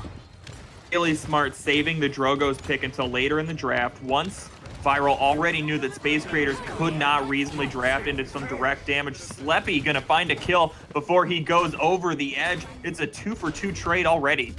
Now, with this, Viral's going to go onto the aggressive stance, but they are going to get picked off for it. Space Creators making some space for themselves, and now it depends on how they're going to defend this objective, what sides they're going to control, and if they're going to group up or stick around a certain area that they really don't want Team Viral to barrel through in.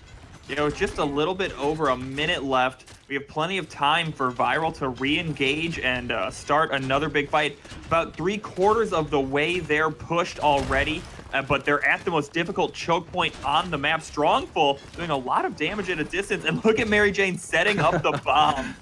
I want you to walk through it. Come on, get through that tight corridor. It will be deadly. And with Royal Subjects actually being picked up, he will have a bigger increase in radius size. Now back on the sideline, Draven able to get that free poke once again, going it with a whirlwind. Everybody's gonna stay alive. And now Viral, this is the aggressive stance. This is the team fight that we know and love from them. Pip does not have the Evil Mojo to counteract just yet, and Space Creators have only dropped 1 target. Now they're looking for the setup again. Immortal keeping 2 teams alive and keeping 1 death to come through. Draven not connecting with the ultimate and falling through it, so he won't get that 30% ult charge.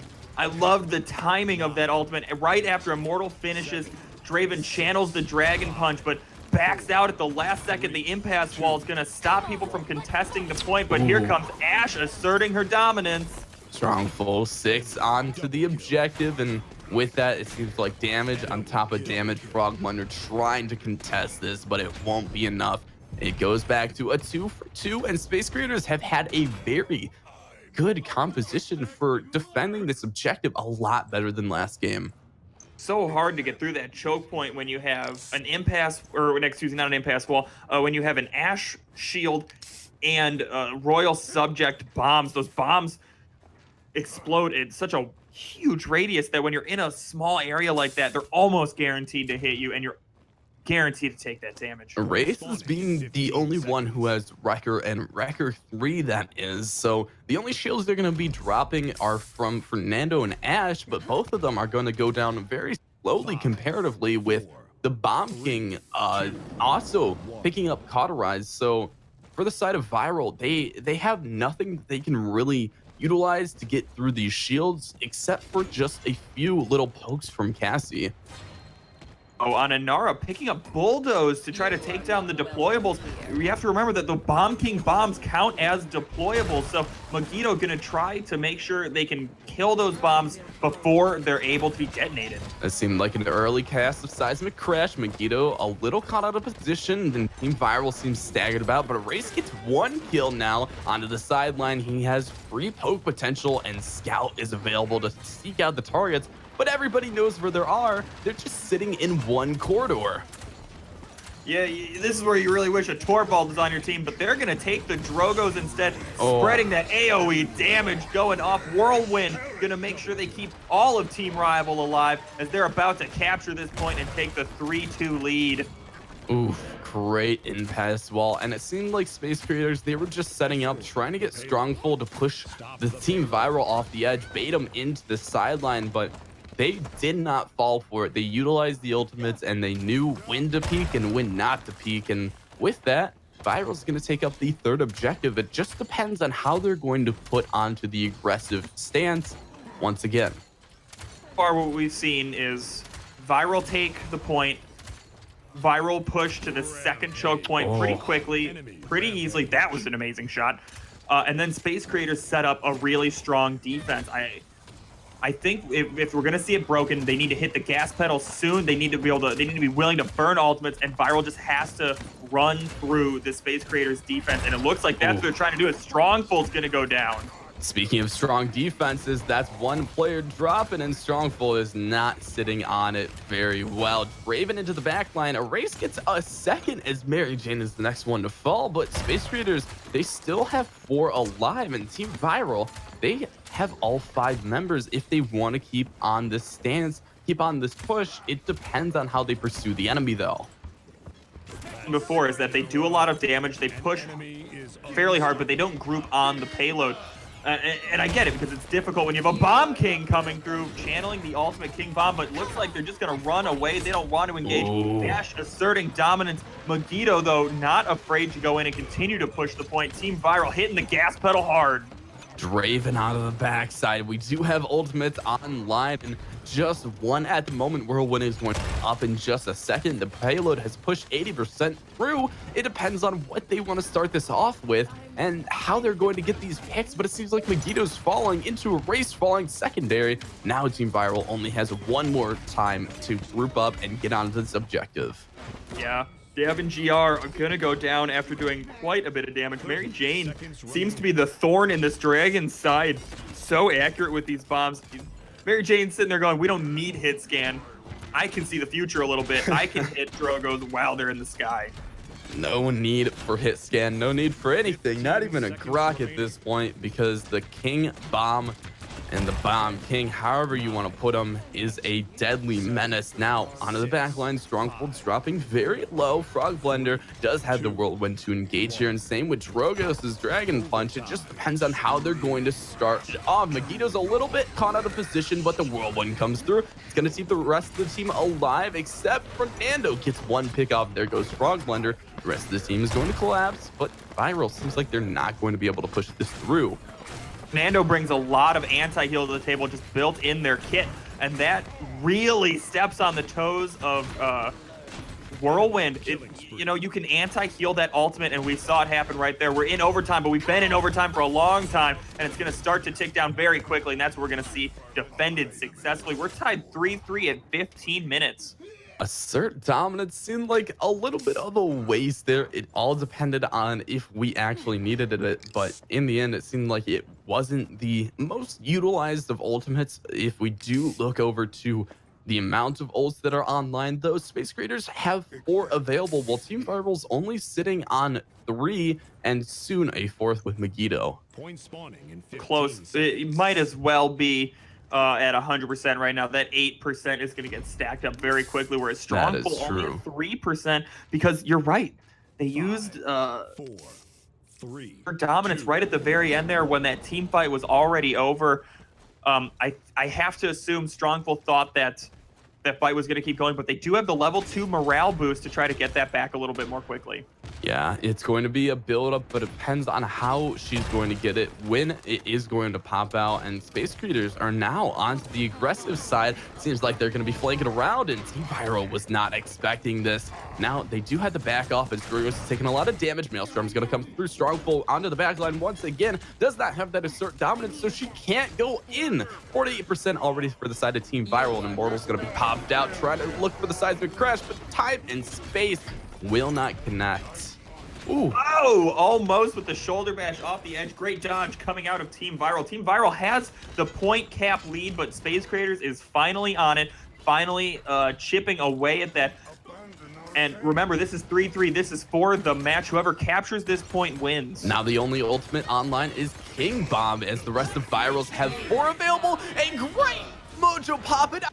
4 King Bomb in return, trying to find 1. Oh. But here goes Fernando, and the next one to fall. Megiddo onto the back line, picking up the Mary Jane, getting a double kill, getting into a triple with Frog Blender. And now Team Viral are taking the objective. Space Creators, I don't think they're going to be able to touch. No more ultimates online, and look at this aggressive posturing, Oh. making sure no one can get back on the point. Viral going to take it 4-3, and it's hard not to root for the tree.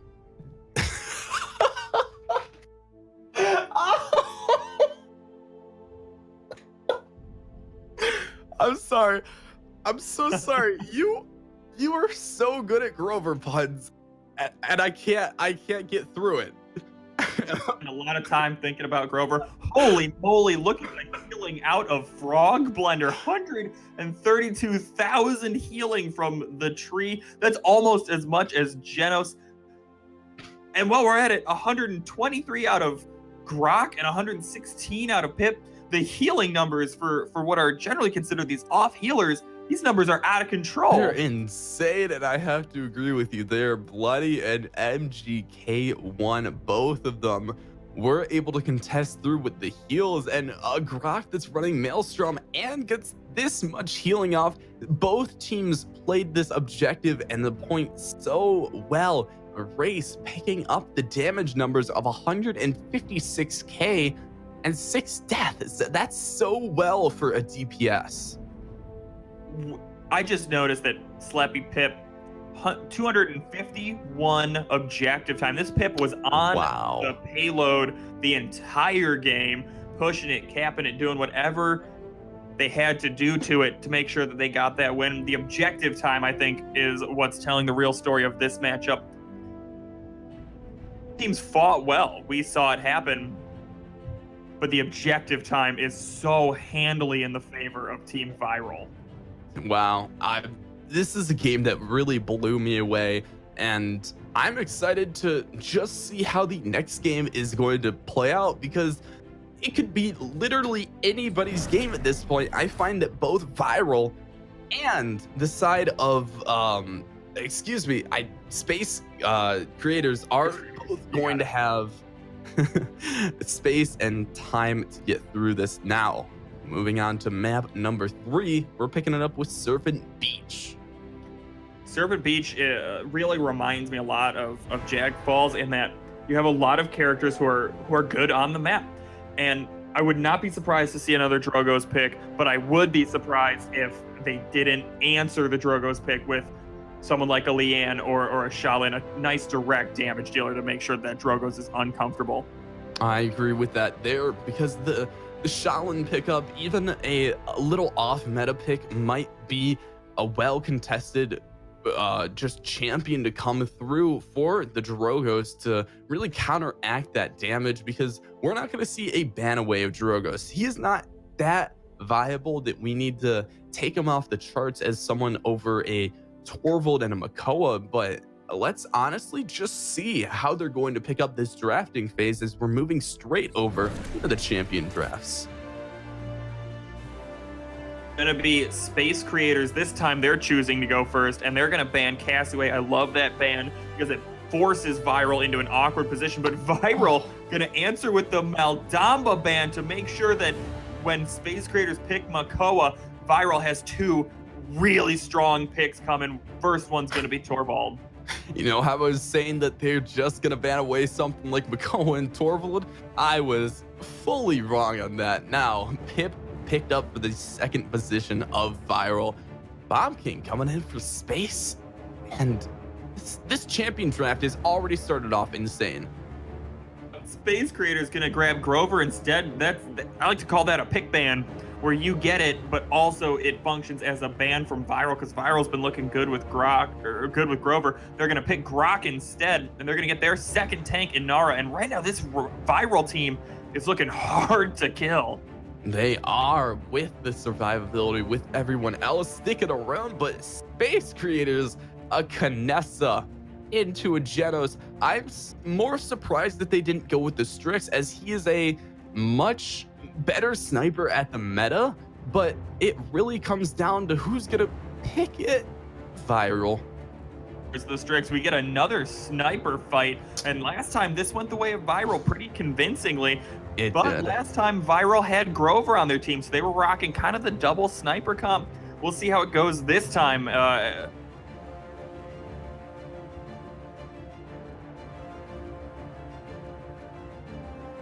All right, well, as we're looking forward to things, Torvald and Strix, I feel like that composition is going to work so well with the shielding that communicates, and that was kind of the issue, though Space do have the Grover to contest that with Canessa onto the long-range poke. It all depends on how things are going to play out and how each team is going to work with the composition. Before we get into the game, let's head over to a 2-minute break, and we'll be back in just a second.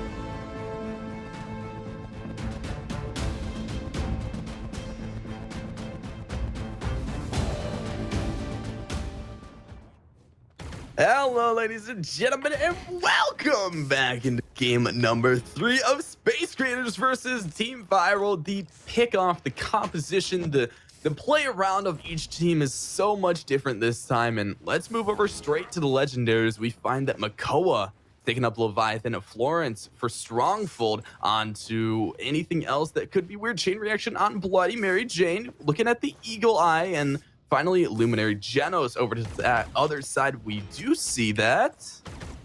Totemic Ward, an unauthorized use for Frog Blender on Strix. Mega Potion, not surprising to see there. I'm surprised we're going with Eagle Eye, though, on Kinessa and not reconfigure, make sure that she can teleport away a little bit more easily. It seems a little bit weird because Strix is going to have a lot of just damage over to the side of Kinessa, but it depends on how it's going to play out. Now, we do see Makoa's going onto the aggressive sideline. He's looking for some sort of pickoff, but Team Viral already have 50% point time, and Space Creators are not even contesting this great snipe through by Mary Jane.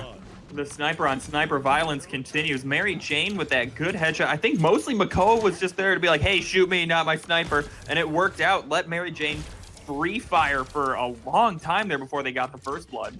Sniper on sniper violence. You're just getting me with all of these.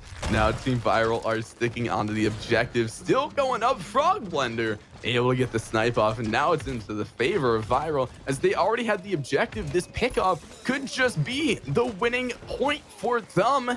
But now they're dropping so low. A race onto the backside, and Frog Blender picking up kill after kill. Team Viral get the first point. Yeah, we're up 1-0, 2 minutes left, and Space Creators really need to find a strategy that works on this map because they're down 2-0 in the set, and Viral is breathing down their necks, looking to take this away and go on to the finals. Damage charts are leading into the side of Viral, just onto Frog Blender, but the rest of Space Creators have been utilizing their damage and output very well. Now that they're sitting onto the top side of the balcony, looking for any sort of poke and damage that can come through, but they have no point contest as they're only running with one tank. This is the risk you take with one tank. If you're gonna run one tank, Makoa is not a bad choice to do it on, but struggling to get through the beef that is Inara and Torvald. I mean, that's just a lot of health and shielding that you have to get through. And right now, Viral is rolling on this point.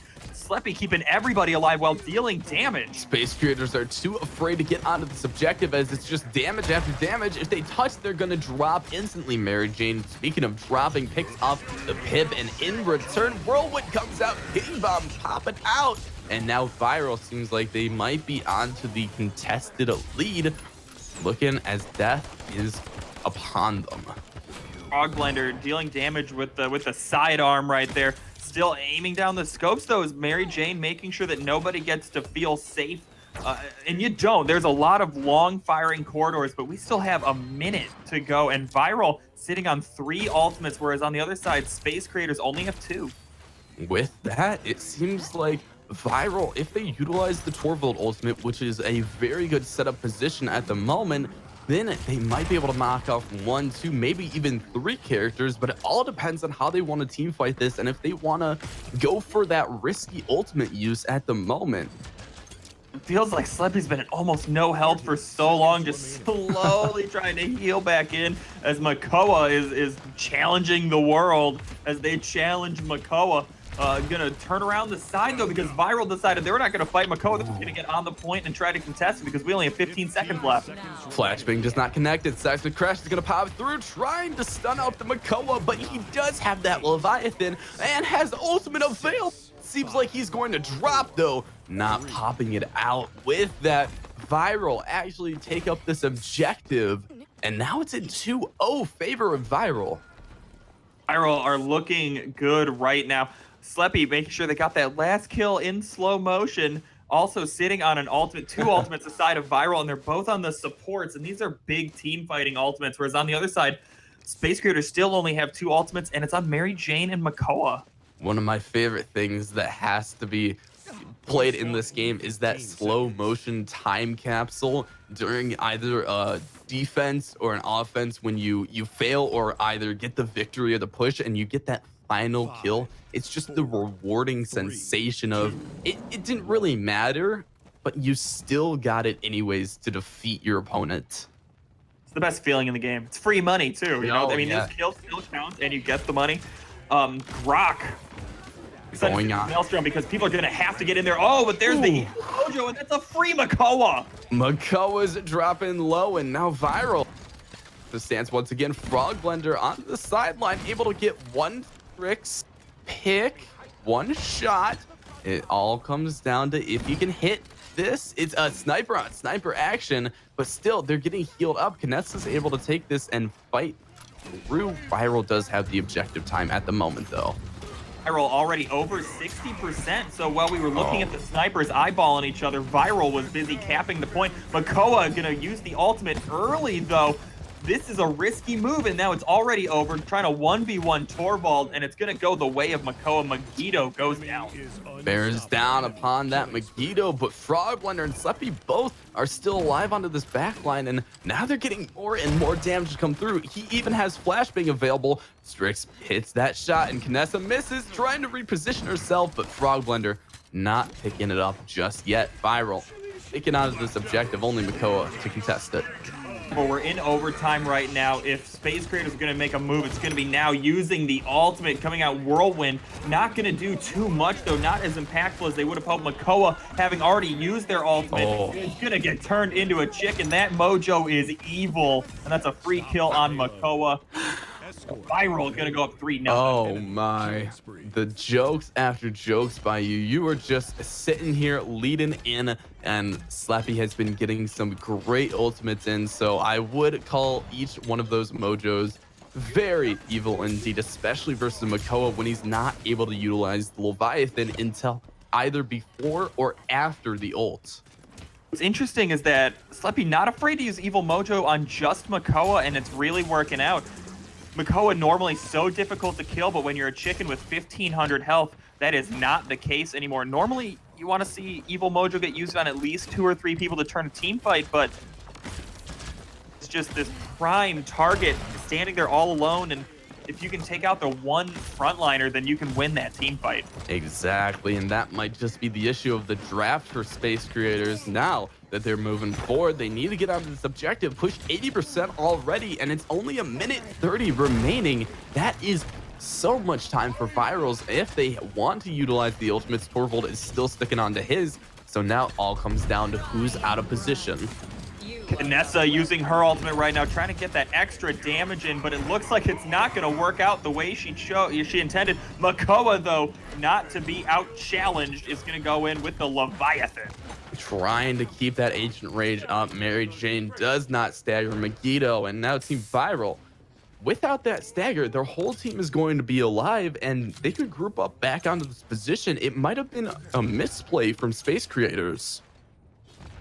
Is that Space Creators, you want to move forward to dismount these players, but also if you move forward, then you're leaving a very vulnerable objective even more vulnerable. Great shot coming out of Mary Jane, almost killing both supports, but not quite enough. And before you know it, they're both at full health. This is what we talked about. You have to utilize, you have to get that kill, because if you don't, each team is just going to heal up using the Pip, using the Grok. Same to the other side. Rover and Genos both will keep your team alive as long as you're not sitting into that combat 24/7.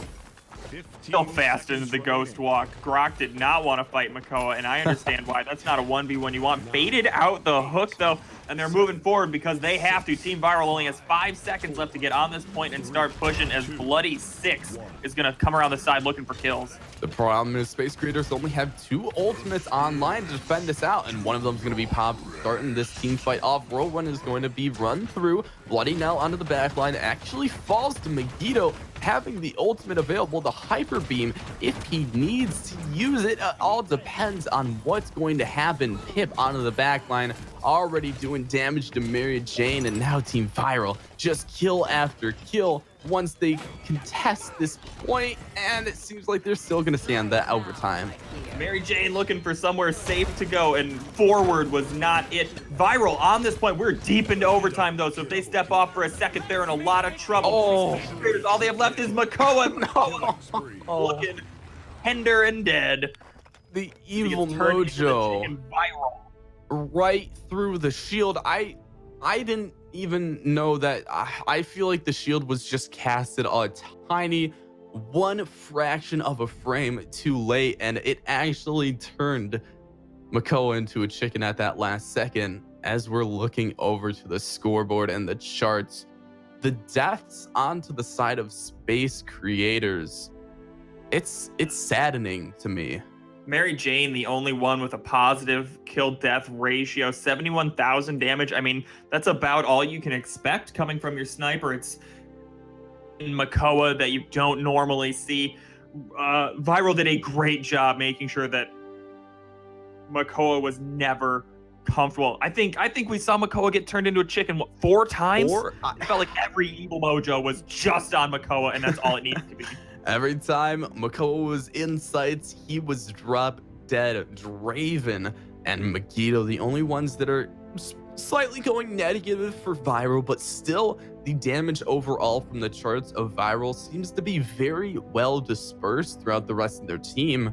Even with Sleppy not getting so many or Race, it will be based off of composition of teams and how they play around the objective control, as we've been talking about this whole entire set between each game. Look at the healing coming out of Sleppy, 81,000 compared to 57 coming out of Genos. Genos, you know, I mean, until I guess today, I always thought Genos was basically the second most potent healer in the game.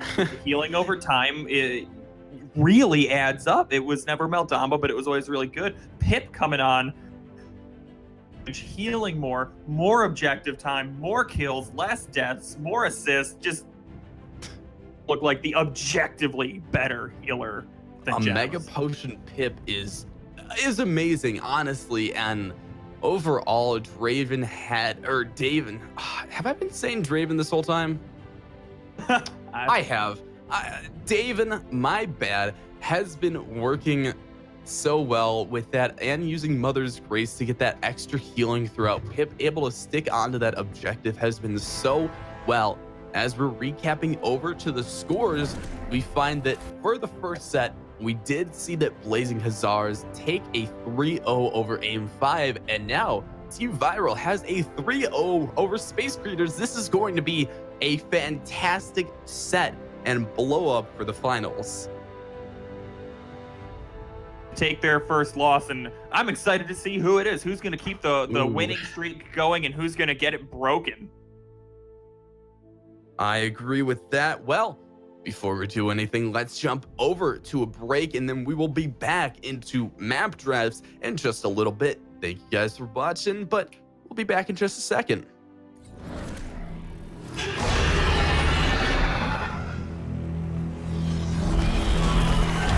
Long ago, there was chaos and war, until an order of magical warriors, the Paladins, united the realm.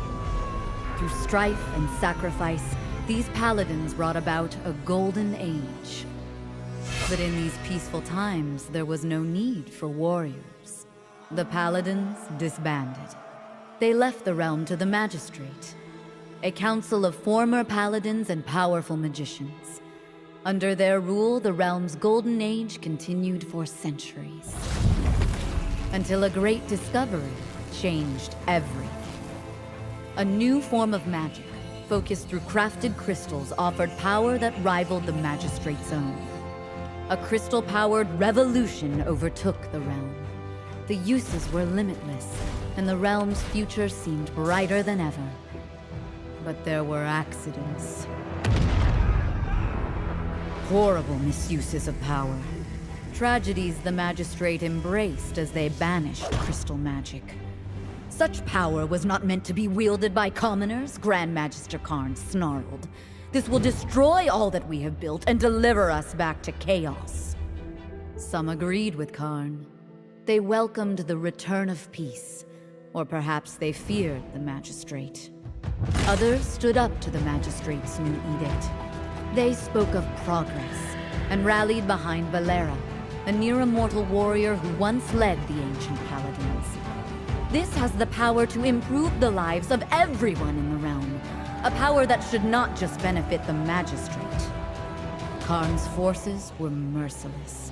They raided towns and seized crystals to consolidate power. A resistance formed. The rebellion weaponized crystal magic and stood against the Magistrate's control.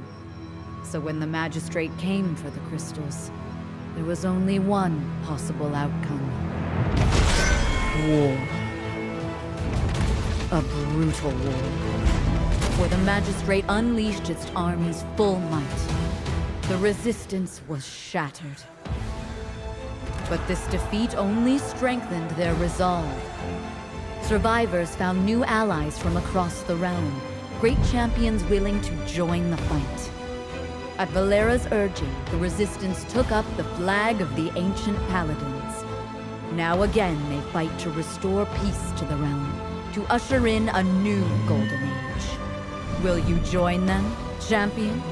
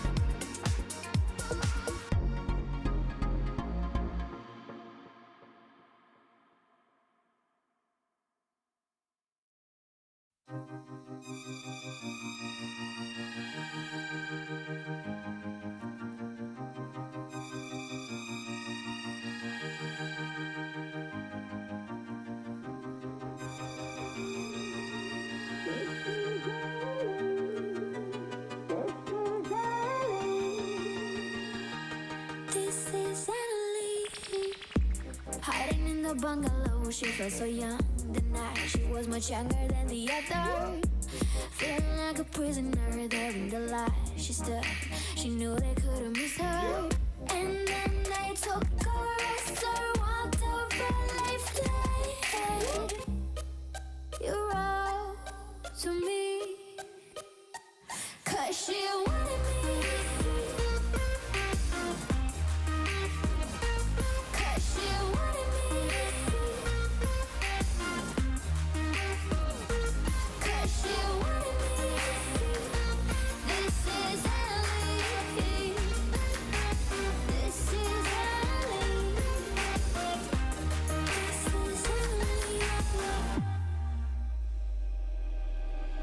She kept quiet, they kept beating her. They feel sad for her, but an order is an order.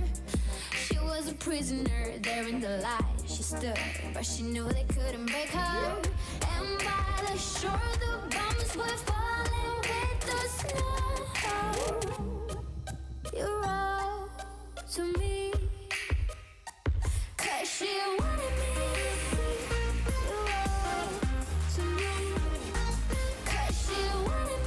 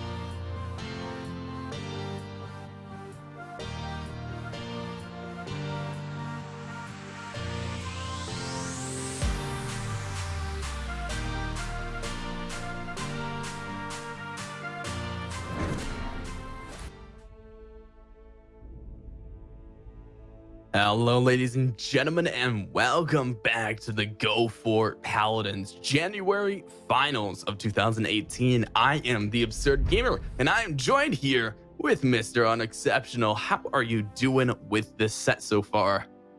Doing good. I want to see which of these 3-0 teams can continue the winning streaks. We got the Blazing Hussars won 3-0 over AIM-5, and Team Viral winning 3-0 over Space Creator. So who's going to lose first? It really depends on which team is going to come out. We found that both teams, Blazing Hussars and Team Viral, have amazing team compositions. They're not these solo queue players, which no offense to any other teams out there, but they are not a set solo queue. They have that mentality for keep your team alive, keep the standards up, and we're moving straight over to the map drafts. Let's see what they're going to be banning away. Frog Isle ban number 1. You see that one banned somewhat regularly. A lot of the higher level players see it as sort of a snowballing map, you know, where once you get the lead, you keep the lead, you win the game for nothing. And the other ban is going to be Stone Keep. That's a pretty regular ban that we haven't actually seen banned too much today, strangely enough. We haven't even seen it picked up once, which is also very odd as it has not been banned away. I felt like more players would definitely shoot for that sort of map. It's honestly an awesome map, but moving over, we are into map number 1 of Jaguar Falls. As we said, there are some weird and wacky compositions that could play out throughout this map, as it being such a flat and unvertical map. Let's move over straight into the champion drafts. Blazing Hussars with the first pick, first ban. They're going to ban Torvald right away, forcing Viral to ban Makoa because nobody wants to challenge that guy. Blazing Hussars, though, with the first pick overall, gonna grab the Bomb King, and we've seen them damage with this guy before. Very well. We have Grafis. He is a Bomb King. I'm gonna say expert at this point because he plays it so well. Back to the side of Viral, Cassie and Anara picked up, so that's a good point control along with long range poke to take out that Bomb King. Blazing Hussars, though, not to be outdone, gonna grab the Grok and Ash, their own frontliner and their own healer, although Grok has been looking a lot more like a damage deal right now, so Blazing Hussars bringing the pressure to Viral. It really depends on how they want to utilize this composition. Back to the side of Viral, we do see a Grover into a Pip pickup. We've seen a lot of Grover and Pip recently, and it seems like with all of the healing charts that have come through, it is just 2 essential picks by this point. Viral's been rocking these 2 off healers lately, and they're making sure they're doing a really good job dealing the damage and healing the damage. Blazing Hussars, though, going to round out their draft, picking up a second frontliner in Fernando and their main healer, Maldamba. Back to Maldamba, you know, arguably the most potent healer in the game. We haven't seen too much Maldamba the past set. Last game of Virals versus Space Gaming, and versus this, it really seems like Blazing loved that Maldamba. Now back to the final pickup, Drogos is going to be locked in for Viral. And before we do anything else, before we jump in the game, we are going to be running into a 2-minute break. We'll jump back in the game in just a second.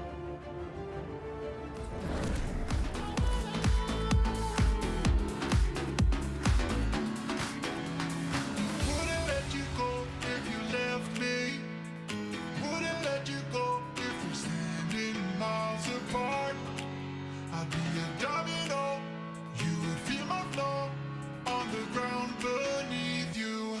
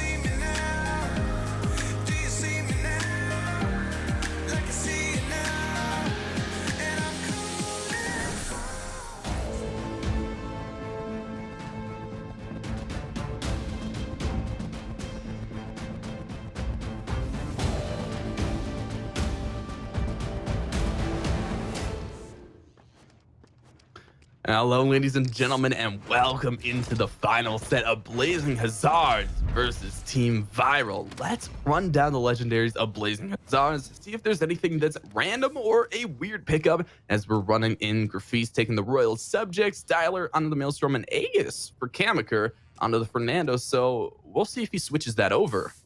We've seen a lot of Aegis today. Froglander going the Florence and Combat Medic Sleppy instead of the Mega Potion, which is interesting. Looking to deal. Oh, they're going to switch it over to Mega Potion. There we go. Make sure they get that healing in because they are functioning as a primary healer this game. Want to make sure that the healing comes out, and now on the right side, they are going to be taking that initial objective. Hussars going onto the aggressive stance. It's only Froglander and Cass sitting onto the backline, but Megiddo gets up the first blood, and Dialer is actually the first one to fall. Tyler, we've been seeing doing a really good job surviving on Grok right now. Getting picked off early is not what we're used to seeing, but it's a great look for Viral, who already have 30% on the point. And they're looking strong, making sure that Inara just stands there hiding behind her wall. 50 seconds, and it's ticking up for Team Viral. As we saw, they have a great control around this point. Davin is going to get that combustible, and Frogblender popping out with a double raise onto the backline, and he looks like he's erasing away the team composition. Hey-oh, there it is. Ray's doing a great job nailing these shots, and the staggered deaths are really looking like a thorn in the side for the Blazing Hussars, as Viral is already up 1-0 at less than 2 minutes. Grafis onto his well-known Bomb King seems to be having a little bit of trouble versus this Rogos and Cassie composition, as they are both two very well subjects to face off versus the Bomb King overall and just poke him down when he's sitting on this ground. It's very hard to hit that Drogos who's flying in the air. Oh, we've been seeing a lot of Bomb King getting a little bit stranded on their own. Dialer gonna go down one more time, not doing as good a job surviving as we're a little bit used to them, or a little bit used to seeing. Viral pushing through this first choke point, though. They're getting a little bit held up, though. Blazing Hussars mounting what's looking like a stout defense. Now, onto the right side, we do find Blazing Hussars able to get the first pick off as Race gets a second in return for Viral. Frogblender dropping very low, but the Whirlwind and all ultimates are online for Viral. It depends on who's going to pop that gas pedal and who's going to go for that aggressive push. Sounds like Ash is going to start it off just onto the defense.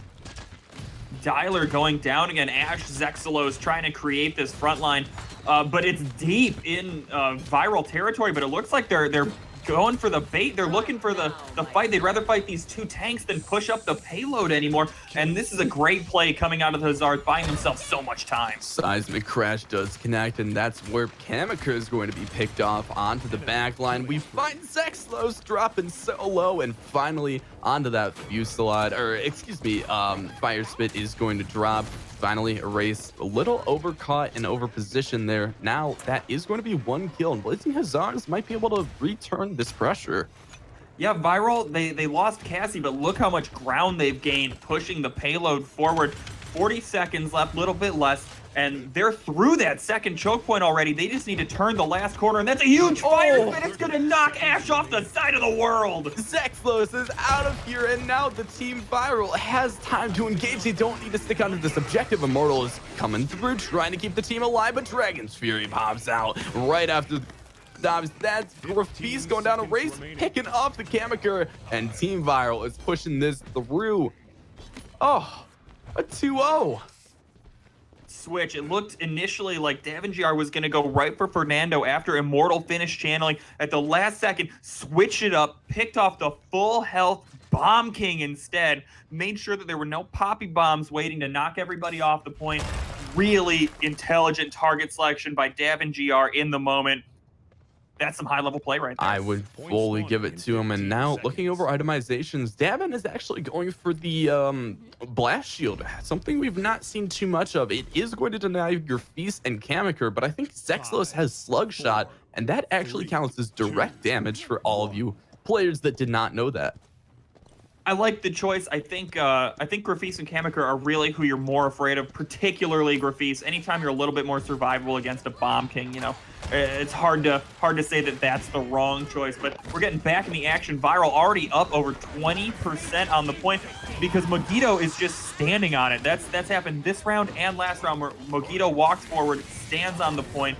but the Blazing Hussars are getting a little aggressive. Ooh, Team Viral dropping so low, and the rest of Blazing Hussars all have life forces. They all have health, and this might be where they collapse. They also had that comeback mechanic. Graffi's not able to pick up Megiddo, but Zexlos is able to finish that off. Now, moving forward, we find this point control, and Maelstrom is going to be utilized to keep the rest of Blazing Hussars alive. And now that they get the capture in their favor, that's huge.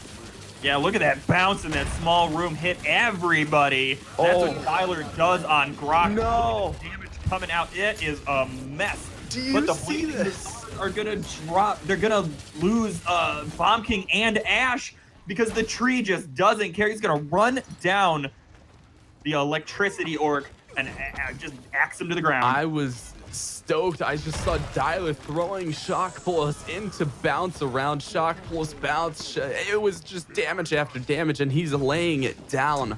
But now that we find Frog Blender getting kills and having that healing potential, he was able to pick up the free, I would say, more objectively controlled Dyler. And now the rest of Team Viral has to play a little bit more passive.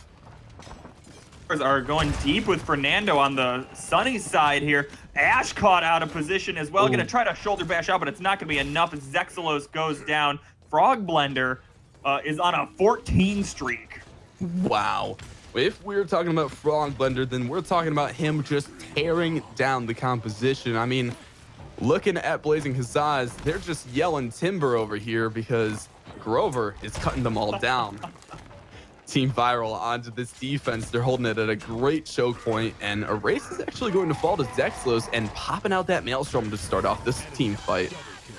They're using Maelstrom mostly defensively lately, trying their best to get down Inara. It's going to work. Every member of Team Viral is dead, and this is a free push through the choke point. The Blazing Hussars sitting on what's about to be 3 ultimates. Viral, on the other hand, we can see that they have 3. Inara is about to make it 4, and Drogos makes it 5. Now, they need to not get pressured out and not picked off as we find Frog Blender, the first one to fall to Graffi's. The payload is pushing through 80%, almost 85, 90%. It's at that final tick through. They need to touch this, but Megiddo is going to be blasted out at that King Bomb. And that is just where Team Viral fails that defense. Stun coming out of the King Bomb, making sure that Megiddo can't walk forward anymore. Megiddo, though, with the level 3 Rejuvenate, making sure they get as much healing as possible coming out of Grover and Pip. And I love that build call, making sure that your only frontliner is as difficult to kill as possible. Can we actually go over and see the legendary card picked up for Megiddo? I want to see what this Inara is running. It looks like she is going Mother's Grace, so I'm surprised that she has picked up the Resilience and got stunned out between that King Bomb, because she should have been able to pop out the protection and keep herself alive throughout that fight, but it seemed like it was just a missed timing. Yeah, sometimes, you can't see the future. No matter how good you are, or how good your game sense is, you're just gonna get surprised. Even when the Bomb King announces what he's doing. Pip under a lot of pressure right now. Gonna keep himself alive though, and we've got a pause coming out in the middle of this team fight as Pip goes down. We are going to be holding on to this pause for just a minute. Hopefully we can come back to things. Now, if we're looking over composition, and let's take a little look around to see where the teams are set up and how they're going to be playing this out at the moment. It seems like Grover's onto the backline as we have position of him, but the rest of Virals are actually retreating away from this objective, as we heard Baku was utilizing and throwing out his own ultimate to try to disrupt this front line. Now Graffi's doesn't have ult, neither does Baku or Dyler. So it really comes down to how is Viral going to respond? Yeah, it's a 4 ult to 2 advantage going to Viral side. Right now, we're watching them lose the team fight, but with 4 ultimates at their disposal, they can turn this around. Once Sleppy comes back to life, respawns, gets back in the team fight, we can see them hit the gas pedal, really apply some pressure, and maybe win this team fight again, because right now there is no comeback mechanic. They're basically tied. The Hussars only have a small lead. There's plenty of time for Viral to regroup and come back. And now that the pause is over, we do see Blazing Hussars have that aggressive stance, as you said, and they do have 2 ultimates to counter it out, but it all depends on what Virals are going to do. A little bit of a Fernando overextension. They might just be a kill for Kamikaze. There it is, dropping it down. Blazing his eyes, though, get the objective and not able to touch. I don't think they cared even if Kamikaze died. It was just buying time, delaying everybody from getting there. But not only has Kamikaze survived, Kamikaze has gotten 2 kills off of this. As aggressive as you can get. Sleppy, though, going to finally clean up Kamikaze. Kamikaze going a little too far for a little too long. You just can't live forever. He did have the Immortal, but it was smart that he did not pop it out, did not try to even contest this, just more of took his life. And for that, a great wall. I gotta give it over. We just saw that through Ash getting denied from even moving out. Sleppy, though, is in trouble onto the back line. Kamikaze going on to that push and gets a chicken for at least 2 seconds, even if he's running Resilience. The beauty of that ultimate, you're gonna get CC'd for at least 2 seconds. That's a Pip ultimate, it's a big team fight ultimate, again getting used on one player, and we saw that work last time when it was just a Makoa that they had to deal with, but I don't know if that's gonna work too well when they have a Fernando and an Ashe, because even if you take out one frontliner, there's still another. Sleppy at very low health, Kamikaze looking for blood. One fireball, and it seems like that's going to erase right out of the team fight, and now Kamikaze has that Immortal. Pop it. It seems like he's not going to utilize it just yet onto the backside. They still have a minute to pressure it through. The payload is pushing. It's on 80%, and still the Blazing Hussars are onto this advantage, the aggressive push. Viral needs to get there right now. They're out of time to set anything up. They need to be on the point, and that's going to be it. The Blazing Hussars take the first game, remain undefeated, 4-2. And now Viral has dropped out one game. They were looking so good during the first 2 points. They had that advantage. They had the aggression. And then once they start falling, Grafis got the itemizations online. Same with Kamikaze. They have the cauterize. They really just picked it up and ran through the gameplay with Dialer as well. Difficulty with a single frontliner is that it sometimes becomes a little too easy to counter itemize into. When you have these 2 healers and neither of them are Maldamba, cauterize really makes it difficult for them to heal through it. Both have good healing numbers, but neither have the healing numbers that a Maldamba has. And so when you just have Mogito trying to tank all your damage, and you have cauterize 3s coming out, making sure that Mogito can't heal as much as they need to, your frontline presence isn't there anymore, and team fights become very difficult. And what we saw from Frogblender is actually a lack of damage, as he was taking up a Florence with Sleppy, who was also taking Mega Potions. So that's 2 very large healing areas for both for the side of Viral, but that is also where they were counteracted so easily just by Cauterize. Picked up Grafis, Styler, easily can run through, especially with the lightning that can apply it in literally a second, instantly touch it. Now we really have to run it over to the next game, because I'm excited to see what's going to be happening. Who are you giving this lead to right now? Well, I mean, right now the Blazing Hussars are looking good. They're still undefeated. The only way we're going to find out is by getting into the next game, see what's going on.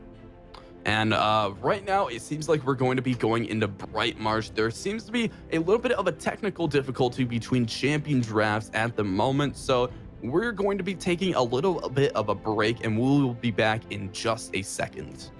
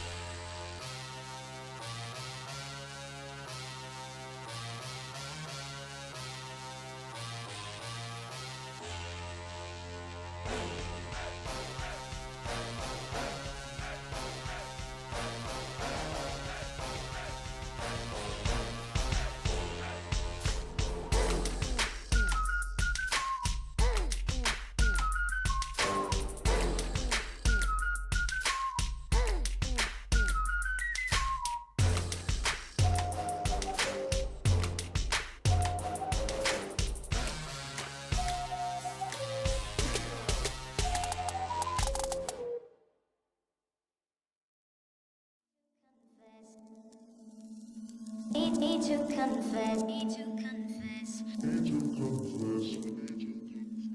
Need to confess. Need to confess.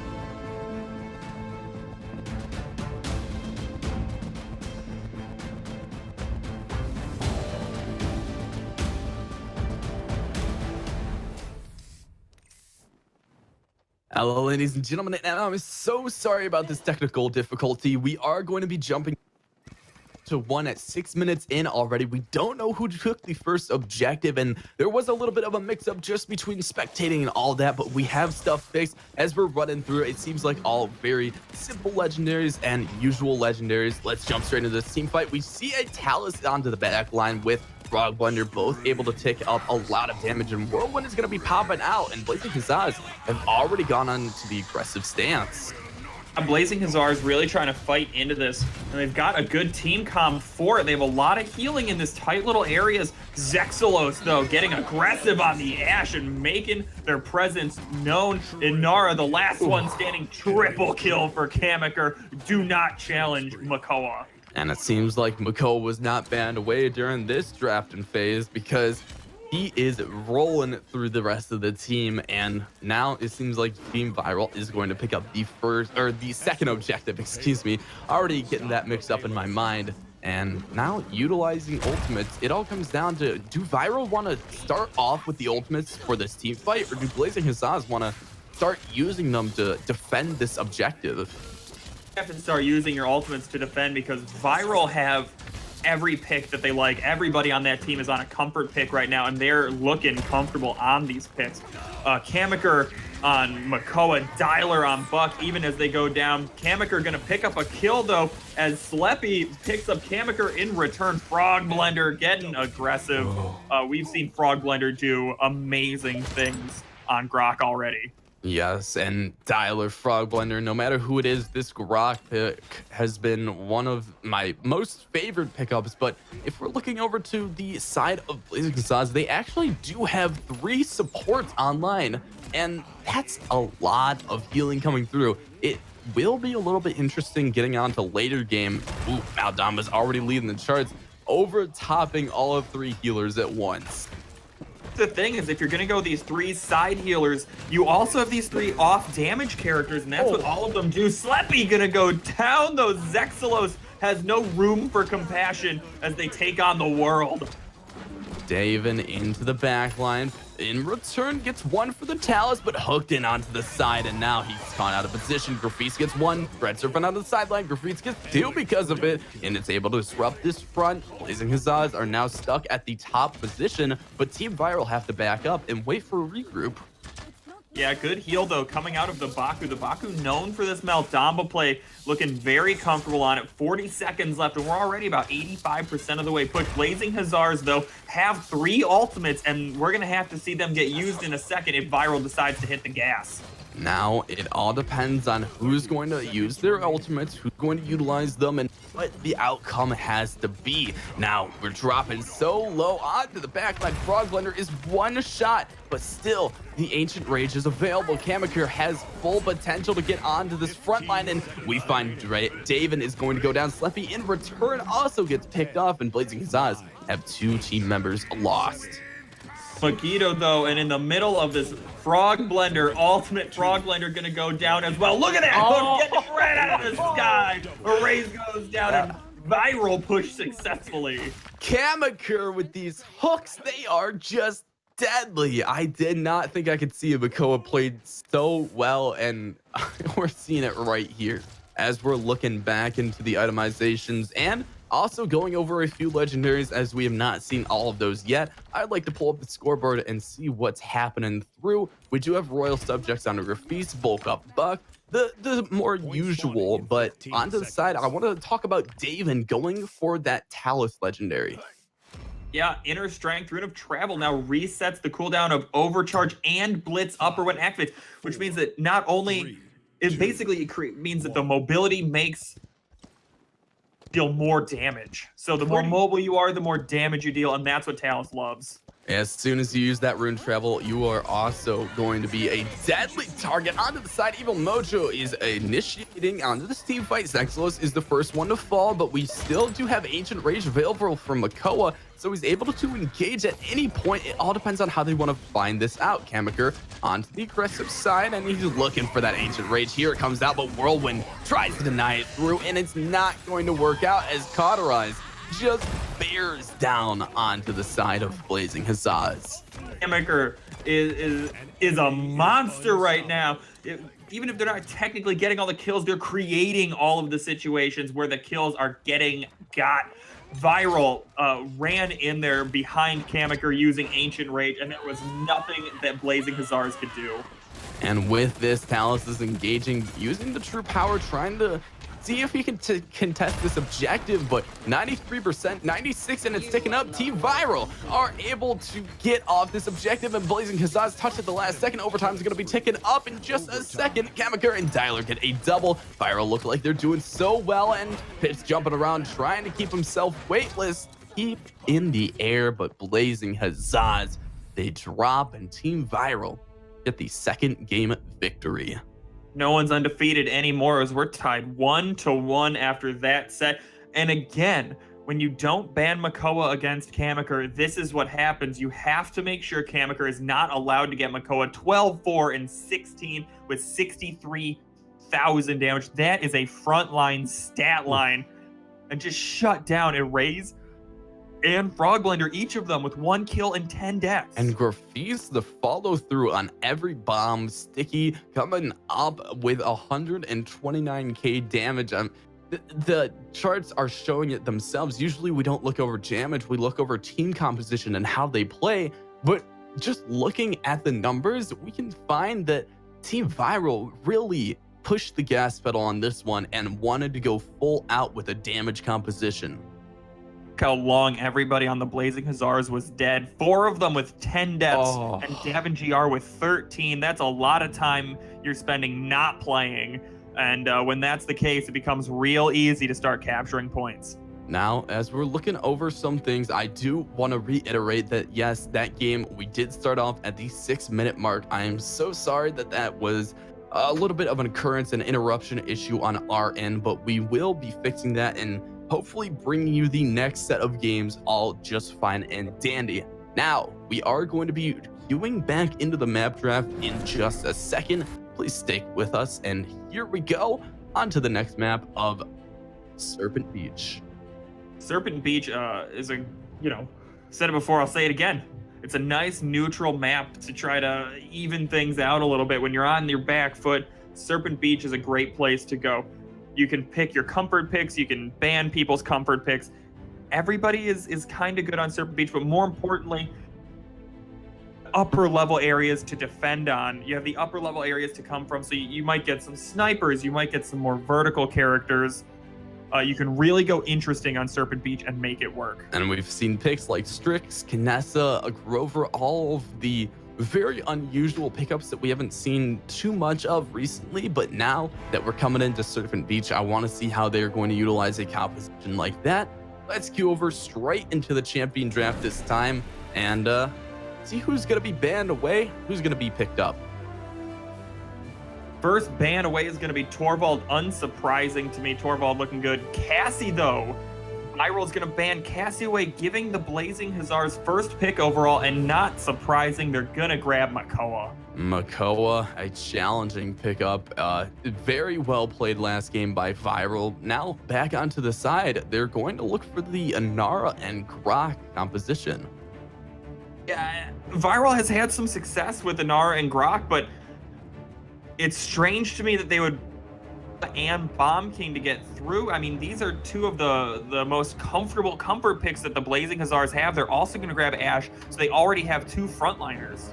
Graffice on the Bomb King, Ashe to keep themselves alive. Now, Viral actually locking in a Ruckus, a new pickup we haven't seen at all this this game set and series. So it is a new pick for them to come through with a pip. They might be able to combo out some ultimates here. I'm excited to see that. Yeah, on the other side, we're going to get Mount Damba as the first primary healer that the Blazing Hussars are going to pick up. And they're looking to round their draft out with Shaolin, make sure they have that direct damage instead of just the AoE coming out of Bomb King. I love that pick. And a Strix, the spicy sniper. We were talking about the snipers, and now he's back. Now, they don't have a Torvald to combo with the Strix to keep him alive, and the Pip is going to be the sustainably only healer to keep Strix alive. So it comes down to really positioning and how this Strix is going to play around each objective, corridor, and side. But instead of just sitting here and thinking about how they're going to be doing it, we're actually going to be jumping straight into a break before we get into game, and we will be back in just a second.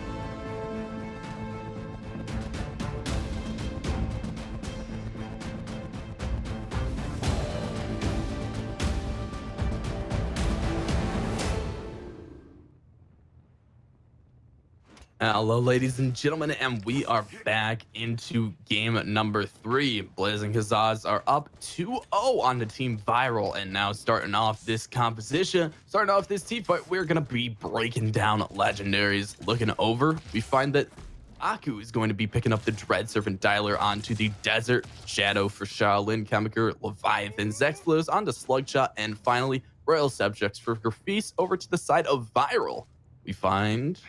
We got Frog Blender rocking Strix right now with unauthorized use.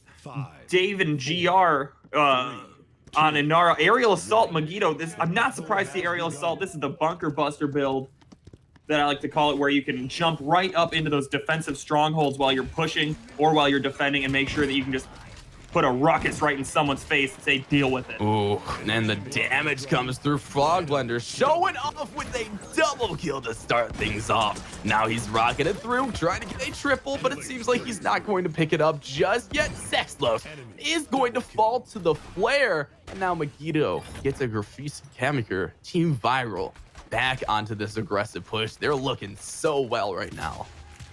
strong. Frog Blender is doing exactly what you need to do as a sniper. You need to deal damage to make your presence known in this, and they are hitting every shot right now. Already half-healthing Shaolin, and that's a brutal long-range hit coming out of Frog Blender. Zexlos was able to touch the objective at the end there, and it is 99%. It seems like overtime's not going to tick up just yet. And we find Mako is going to be sitting onto this objective. Good flare to come through, and Sleppy gets off Kamikaze to start this off. Frog Blender gets Baku, and Tyler is going to be the third one to drop. Megiddo getting a double, and this Ruckus and Pip and just overall Strix combo is so deadly. I think Ruckus is one of the best frontliners that you can pick up specifically on this map because he has the mobility that other frontliners don't. And I am really looking forward to the combination of Hexafire and Evil Mojo coming out of this for a team fight. Look at that wall saving Pip's life. That was a full support wall right there. I have not seen many things like that, and I have to give full props as I think they even planned that before time. Now, Zeklos onto the sideline, dropping very low, but does have that slug shot to keep poking down the damage into this corridor. Health was low, but they were unafraid. Oh, and the ultimate being used by Grok right there, but it's not going to be enough to keep Grok alive. Graffi's picking up a kill, but two fall on the side of the Blazing Hussars. They are getting pushed as a third goes down as well. Frog Blender is looking so good on the Strix right now on an 11 streak. Megiddo cleaning up every kill that Frog Blender drops low. And speaking of that, another headshot on the Zexlos. I swear, it is just headshot after headshot for Frog Blender. He does have that flashbang available, and now we have 4 ults online for Viral. How are they going to utilize them? Blazing Hussars also have 4 ults, so I think we're about to see a bloodbath, but look at where Megiddo has positioned themselves, getting ready to deal damage to these soft players who are being forced to move forward. There's the Hexafire, but it's not going into a soft player, it's going into Kamikaze, who somehow survived most of that, lived just long enough to keep Megiddo out of position, long enough to get picked up by Graffi's. That's a great defense coming out of the Hussars. That was a very good position by Kamikaze, able to utilize the just blocks and rocks themselves into the map positioning, and from that he was able to stay alive long enough to poke out and keep out of position for that Megiddo. And now Blazing Hussars are on that defense point, and they should be able to work it around pretty well until Team Viral come barreling in. Viral already dropping surprisingly low in the health. Inara had to get healed up right there, but we only have 15 seconds left. And what that means is that Viral, if they're going to make a move, they need to make that move right now. They've got 2 ultimates online, and one of them's Evil Mojo. Now looking for the engagement. We do have a flashbang and Evil Mojo that could be a deadly combo, but it depends on how they utilize it. Contesting the point overtime is going to take up. Healing is coming through for Team Viral, but they're dropping very low. Ruckus, one onto the back line, and Kamikaze picks it up. Start this off. Graffi's trying to look for the rebuttal with the King Bomb, and now this is going to go into the fence favor of Blazing Hussars.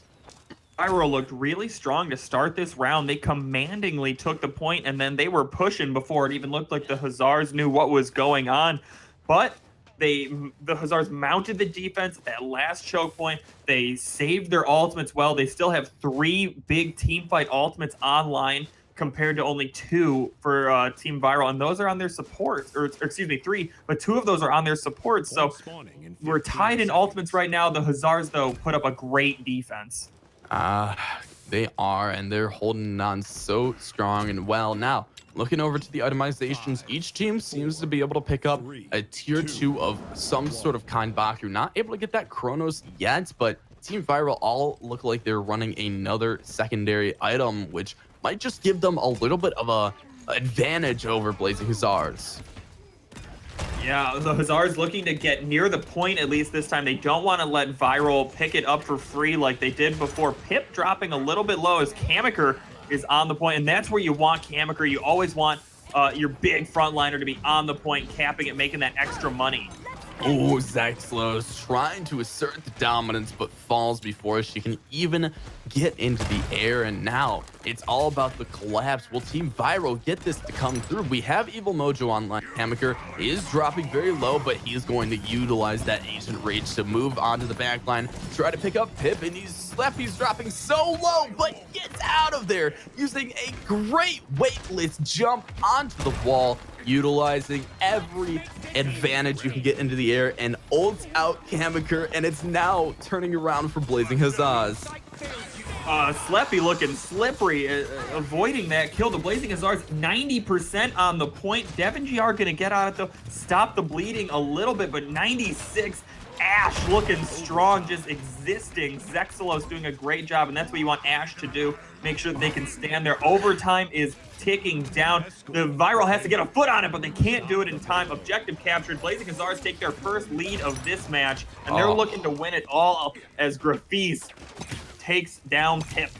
This is what we saw from Kamikaze. The second game is hook after hook. It was so deadly, and his accuracy is pinpoint. Whenever he throws out that hook, he's looking for a target, but he's looking for a squishy target like this Strix up there. Now he may have missed, but Team Viral, they're still on that defense, while Blazing Huzzahs have already pushed it almost halfway.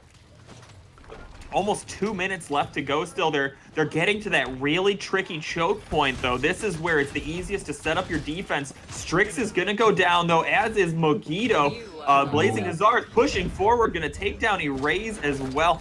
If they can get right through this choke point, they'll have a minute and a half to get the last 10 feet or so, and they're looking to apply the pressure. Slappy was the next one to fall into Davin, and now Team Viral is caught out of position. They're staggered about. How are they going to get back onto this payload? It comes down to what they're going to do to test and what ultimates they're willing to pop out, and it seems like Grafis is starting out with the ult. That is a great deny through the double ult wall, and now Inara is just caught in a great position. It's amazing the utility a wall can bring to the table. You saw how much just got blocked there. Ash going to assert dominance, just trying to make sure she's unkillable on the point. The health pools of Team Viral are getting very low as Kamikaze goes in with the Ancient Rage. Doesn't care about your shield, doesn't care about your healing. He just wants to beat you with an anchor. And that's what he does so well. Kamikaze looking for an invisible Strix and does not connect just yet. Now, Blazing Huzzahs, they do have the advantage push 80% onto their capture point, but now with that, they have to group up once again and not get staggered about between pickoffs. And speaking of staggered, Fleppy's falling. So let's not forget that the longer you're not on the point, it starts to passively move away from where you want to push it when you're on offense. Kamikaze, though, is creating the front line, but Mogito is just raining damage from above until they get hooked and shell spun. Oh, but Kamikaze gonna go down for it. A little too aggressive. Seems like Viral's defending out this objective so well. Ash is the only one who can even get on to try to contest, but Zexalos will not get there in time. And now it is a 2-2. If we're looking over to the healing charts, we find Baku leading once again with that Maldamba. Surprising. Maldamba, the most potent healer in the game, between the Spirits Chosen and the Gourd. You get the AoE healing, you get the single target healing, but look at these ultimates. 4 ultimates on the side of Team Viral, only 1 on the side of the Blazing Huzzahs, and that's the Bomb King ultimate. If Team Viral needs to, they can really just start hitting that alt button and see if they can't take this point and try to push it for the win. They committed for a lot, and now it comes down to how are they going to commit to this point without the ultimate advantage or use. Blazing Huzzahs going onto the sideline once again, trying to set up in position for not Frog Blender, Tyler to get off this objective and damage, but Grafis is going to have a little bit of an issue trying to get that poke to come through. Team Viral already at 18%. They've got a little bit of like passive just being on the point. Oh, really good job waiting out the Ghost Walk. Gonna find the kill, gonna die for it though. Kamikaze gonna pick up a kill as well. This is a bloodbath. We've traded 2 for 2 on both sides. There's the ultimate though. Blazing Huzzahs, a little bit on the back foot until Dyler steps it up and grabs a kill. Picked off the Frog Blender, even through a flashbang that hit him right in the face. Now, with that, we are going to find a great hook in. Kamikaze going in, and that's going to pop out the Maelstrom into Hexafire, but Hexafire was wasted. Dyler getting a double kill, and he's still moving forward, trying to look for a triple get. It's picked off by Frog Blender, though, and now David is the only one able to contest this objective. Blazing Hussars, we're in overtime right now, but they're at 99-21, and it looks like they're going to be able to end this overtime without anyone on Team Viral touching, and that's exactly what's going to happen. They're up 3-2 at 11.5 minutes, and the Blazing Hussars are looking strong right now with one ultimate online. On the other side, Team Viral also one ultimate online, and both ultimates are on frontliners. And we find assert dominance to start off this frontline fight. Kamaker gets one, but in return, Race gets a second. Finds out Tyler Zexlos getting a second as well. It's a 2-for-2 pickup, and now Baku is sitting on this objective, trying to just inch it through, trying to push it by that little choke point, but it is going to be difficult for Blazing Hussars to really group up onto this objective. Valued move, I think, is just, you know, every now and again you'll see both teams fighting V5, but one team will just have someone a little bit off the fight, a little bit to the side, just next to the objective, making sure that it continues to move forward, and that's how you get that incremental forward progress. You know, that's the tricky part, but that's your small advantage that later on in the game might pay off and let you win. And it really depends on how they want to play it out. Graffice dropping low into the backline, but Davin versus Kamaker does not have that in-pass ball up just yet and gets hooked in for it. Now taken off a route. Now Blazing Hussars only have one way or entrance to get through until Kamaker barrels around the left side. Kamaker makes their own way through places. Froglander taking a lot of damage right there. Kamaker somehow surviving, though. Great support coming from the support. Unsurprisingly, Maldamba is so good at keeping one person alive because you can sit in the healing and then Maldamba can hit you with the individual healing on such a low cooldown. Look at where the payload is right now. And while everyone's fighting, Kamaker is just standing on the payload, making move forward, but he's going to get turned into a chicken. He's going to survive it, though. There's the fire, and here comes the anchor damage, just battering down the other team. Resilience right through these ultimates. Keeps the Makoa alive. Only a 2-second pip ult for Makoa, and Kamaker looks like he is going to jump off the sideline. They get a very far contested point with only 13 seconds remain. So now it comes down to, can Blazing Hussars actually touch this objective, or will they just be cut off to the sideline as Anara sets up for a wall? Let's see it. Ash actually gets in and touches it before Anara puts down the wall. The shield bash, you move so quickly while you're shield bashing, and it buys the rest of the team just enough time to get there. Kamaker is deep in the backline, just trying to live, but it won't be for long enough. This is looking like free money for the side of Team Viral. I love the effort that the Blazing Hussars put in there, but they didn't have enough gas in the tank to make it count.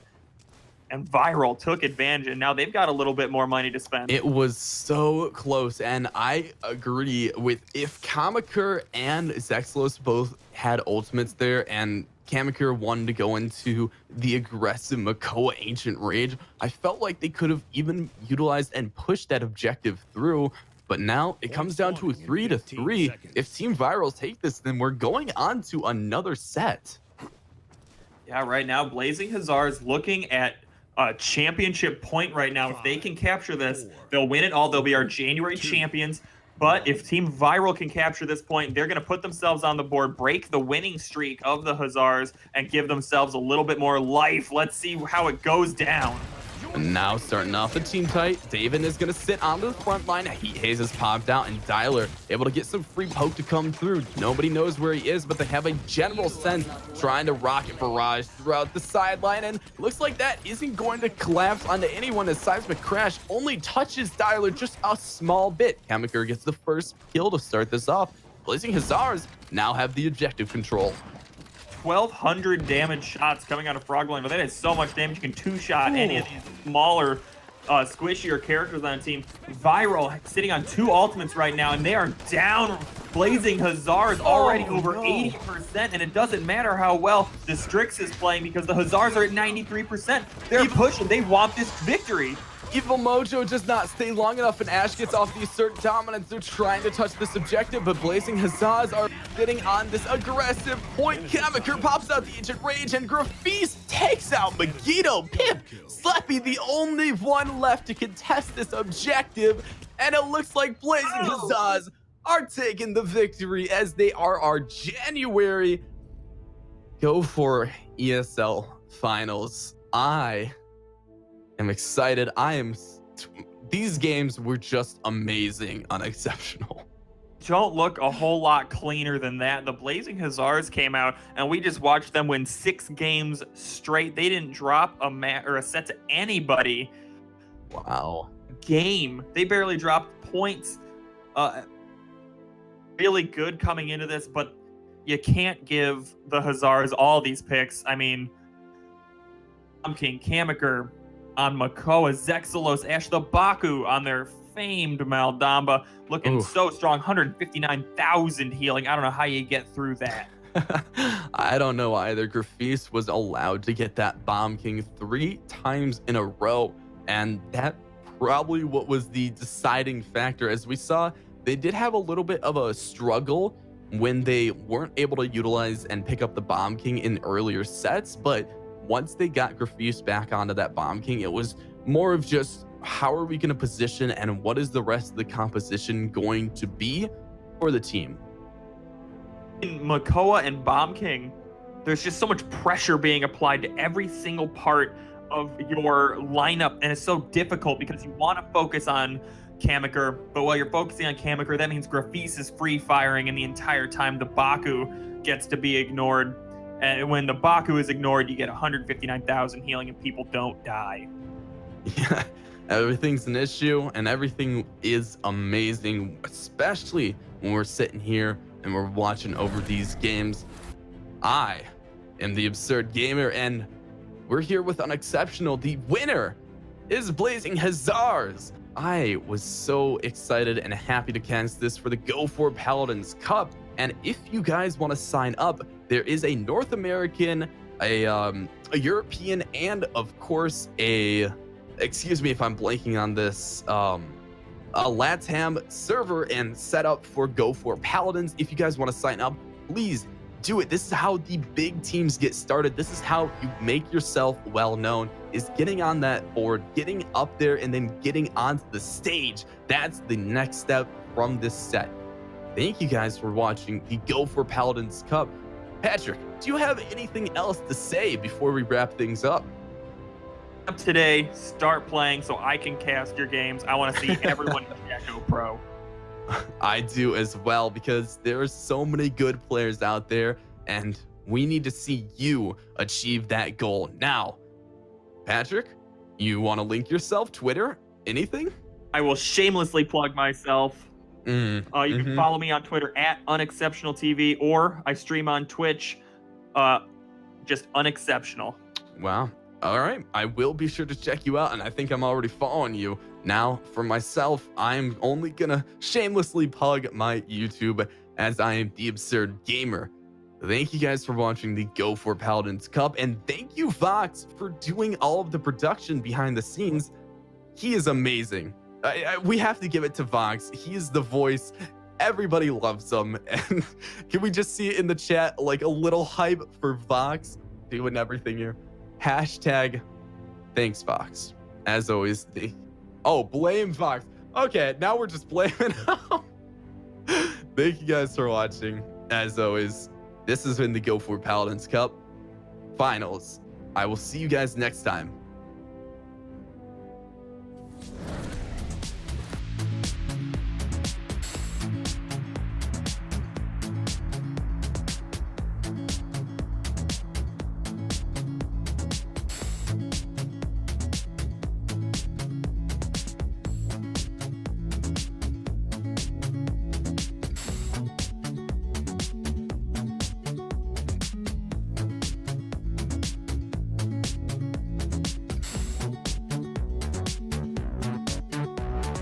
Wish that I could stay. Wish for this moment to never go away. But it's all in my mind. And though I know that there is nothing to find, you're a beautiful sight in the summer night. And you can't put up a fight in the misty light.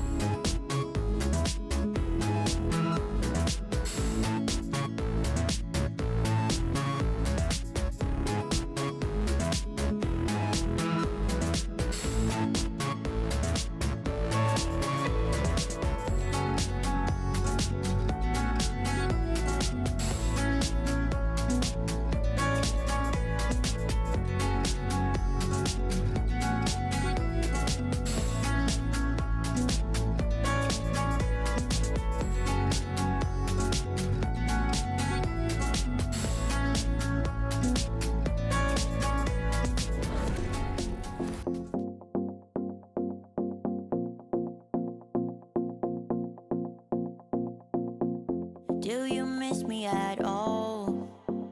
Do you think about the things we used to do? No, you couldn't stand tall. So why didn't you call? So many years has gone by, but I think about you all the time. Looks like you're changing and all. But why didn't you call? Something in the air, always something in the air. Inexplicable, I can feel it in the air. Can you feel me?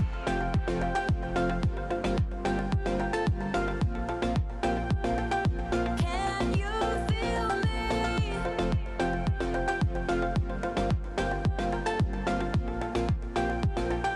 Can you feel me?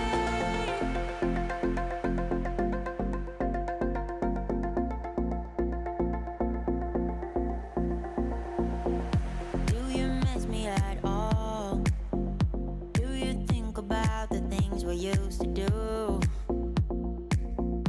No, you couldn't stand tall. So why didn't you call? So many years has gone by, but I think about you all the time. Looks like you're changing and all. But why didn't you call? Something in the air, always something in the air. Inexplicable, I can feel it in the air. Can you feel me?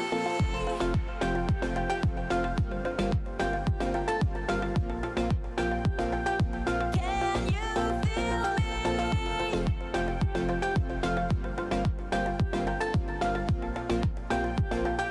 Can you feel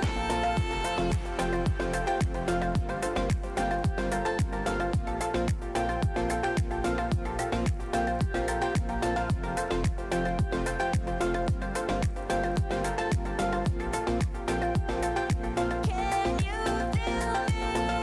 Something in the air, always something in the air. Inexplicable, I can feel it in the air. Can you feel me?